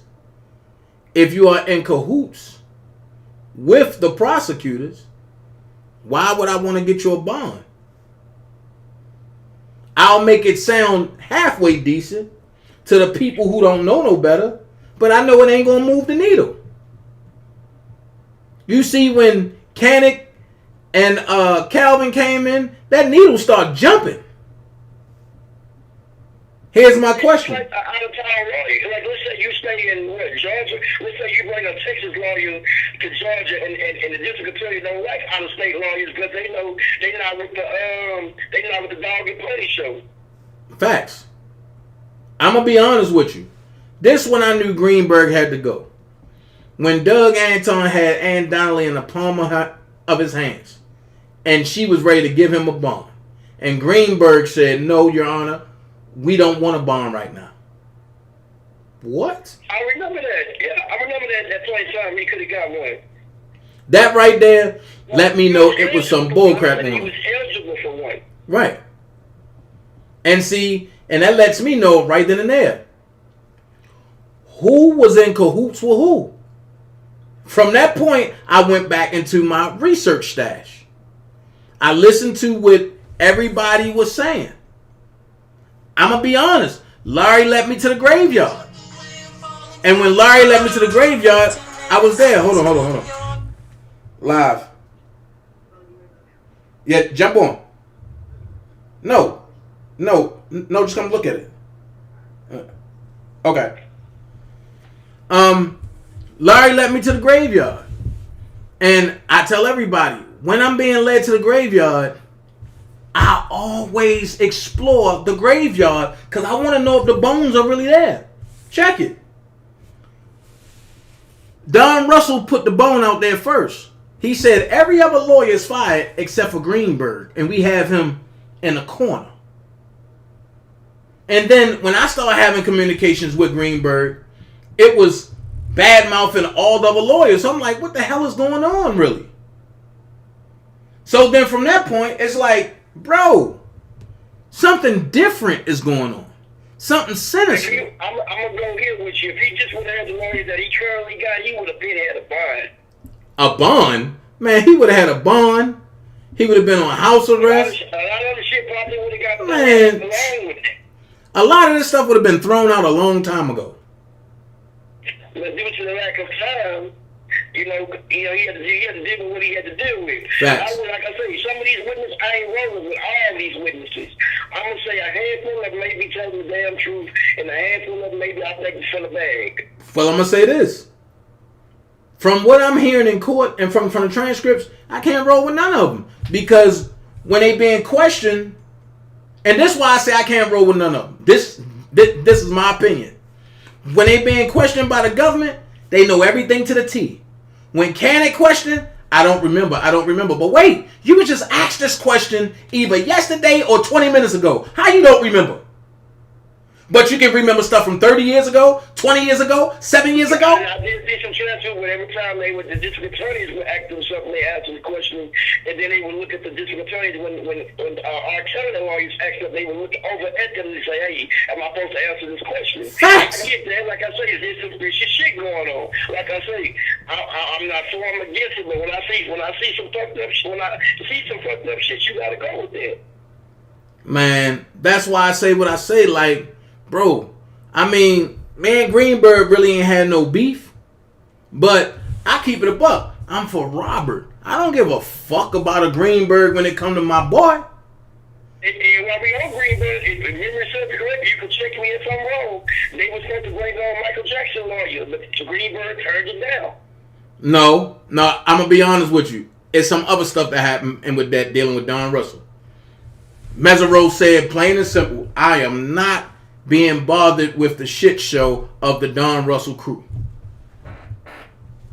It's some stuff that went on that I'm not going to talk about, but that's what Mesereau said. I will say, had he had Michael Jackson lawyer, it was a lot of shit probably would have never spun about all this shit that happened. I would have bet money on that.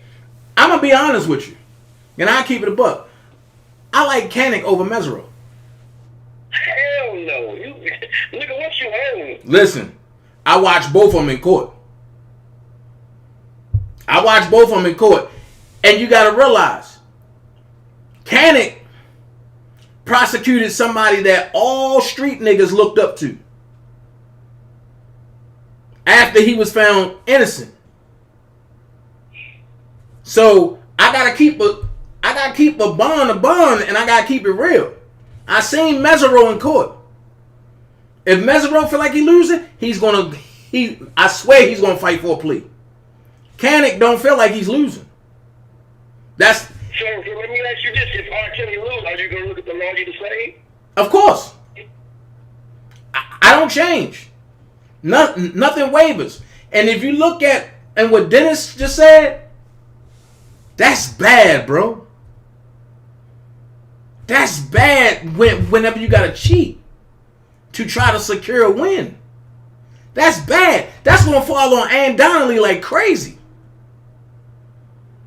Now, wait a minute. I ain't gonna let you talk about the judge. The judge been pretty fair. At first, I feel like she was on some, you know what I'm saying, on some slick shit, but that judge has been fair. Watch this. Wait.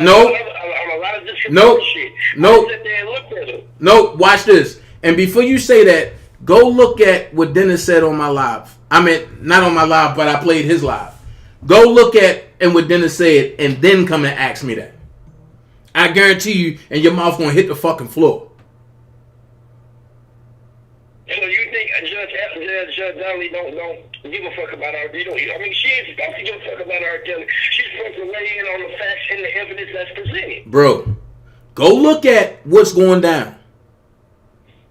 And I keep saying it. This is beyond any blogger.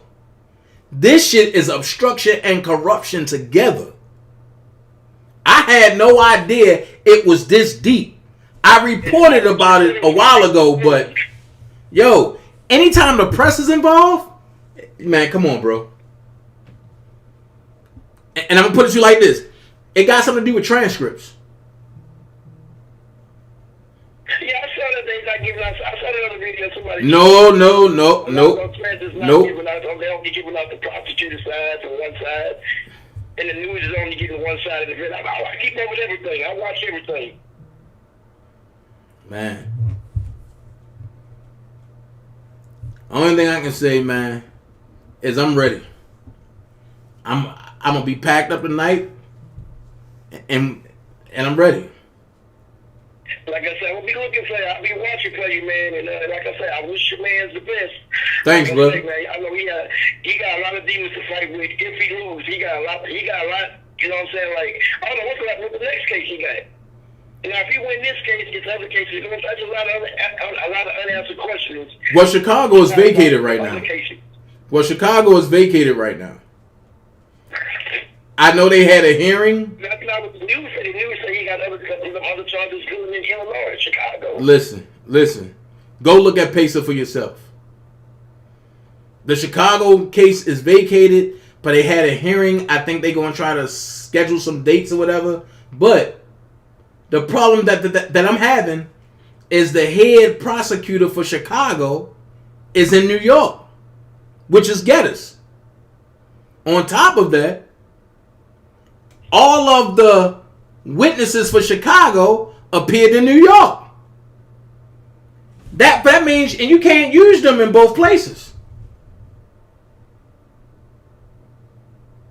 I'm not a lawyer, so I don't know. I have to speak to an attorney. I don't know. I would have to ask Angie. I would have to ask Angie on them questions. Okay. I'm just saying, if I'm wrong, I'm wrong. I'm not to ask Angie on that. If I'm wrong, I'm wrong. But I'm going to stand on that. And because out of all my years, I've never seen, and I've seen a bunch of dual state cases, federal. And I was always shown and told, you can't use witnesses from one place and stack them for another. And if you do, you can't use them at the place that they were originally from. Now, I will say this. If they go through with the Chicago case, it's all about 2008.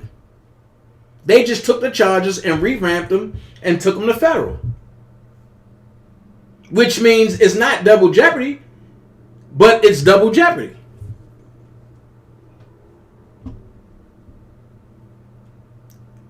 Well, I mean, like I said, that ain't up for debate at this moment. Right now, we focusing on the trial that he got right now. Yeah. You know what I'm saying? We got to wait and see how everything will shake out. Yeah. Facts. So, man, I'm going to let you get to your thing. I know you got a lot of other people want to call in besides me, man. Keep doing your thing. I watch your videos. And, man, stop worrying about these other brothers that be fucking with you, bro. Like, stay on some you shit. That's me and you. Stay on some you shit. I appreciate you, brother. I appreciate that, but that means a lot coming from you, bro. I'm just being real. Stay on some you shit. Cause, I mean, you've been here before everybody else been here. They try to get traction, man. Traction sales. Right. You right. Keep doing you, fam. Facts, bro.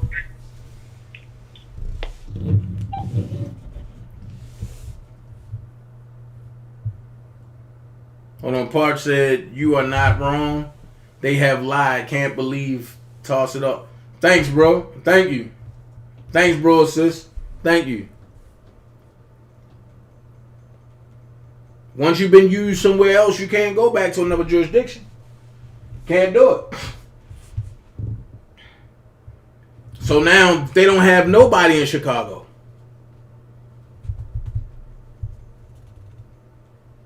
Prosecutors who cheat and never win. That's facts. That's facts. That's facts. But look, I've been on here for 4 hours, man. Shit. And we had a good talk.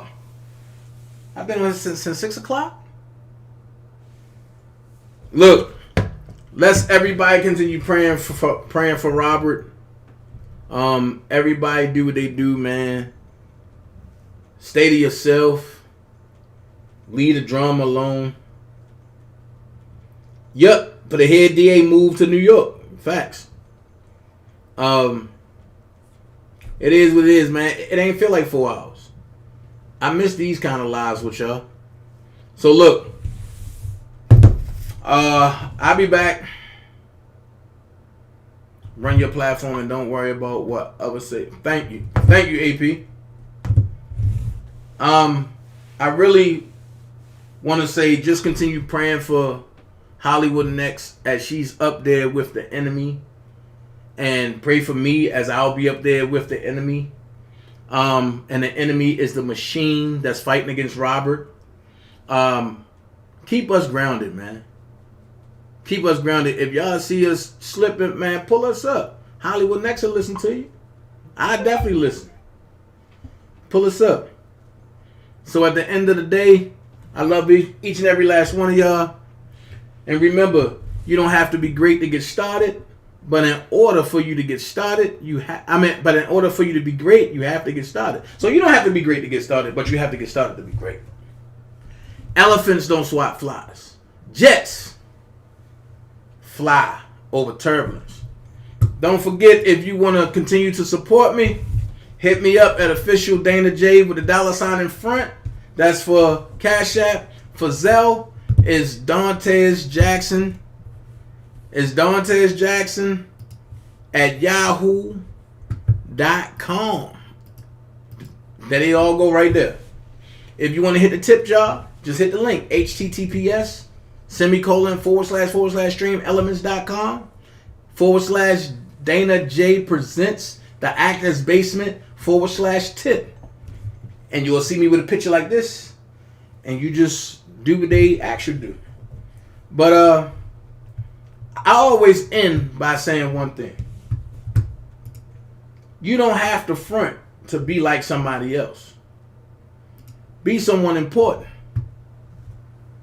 Always be yourself. And don't forget, keep Robert Sylvester Kelly in prayer. Because you know what's coming down. Pray for the jurors. Pray for their minds. That they won't be persuaded. And keep myself and Hollywood Next and others, keep Rob's legal team, the Brotherhood, and everybody in your prayers. Because without y'all, there is no none of us. Without y'all, there is no R. Kelly. Without y'all, there is no Robert Sylvester Kelly. And I'm going to say it on behalf of him. I thank y'all for supporting him and buying his music throughout the years. Because I know he will say the same thing. So be someone important, y'all. Be yourself. Until next time, DanaJay is out. Peace. Say what you gon' do now? Hope you're ready, cause I'm really about to put it down. Girl, you know that I will never disrespect you. We have tomorrow, but tonight I wanna spend you. Then ask him, gotta make it last now. Start off so, then I'ma beat it up. I don't like to waste time on stupid conversation. There's no profit in that. So if I'm around people that are always complaining with no solutions, then I'm wasting real estate in my brain for what I need to project. And what I project in my brain is what I project in my reality. So that real estate only has to be for evolution, things that are going to help me get where I got to go. You understand? Help me evolve. So if my conversation with you makes me stagnate, we don't have too much conversation either. I don't have no time for no stupid ass conversation.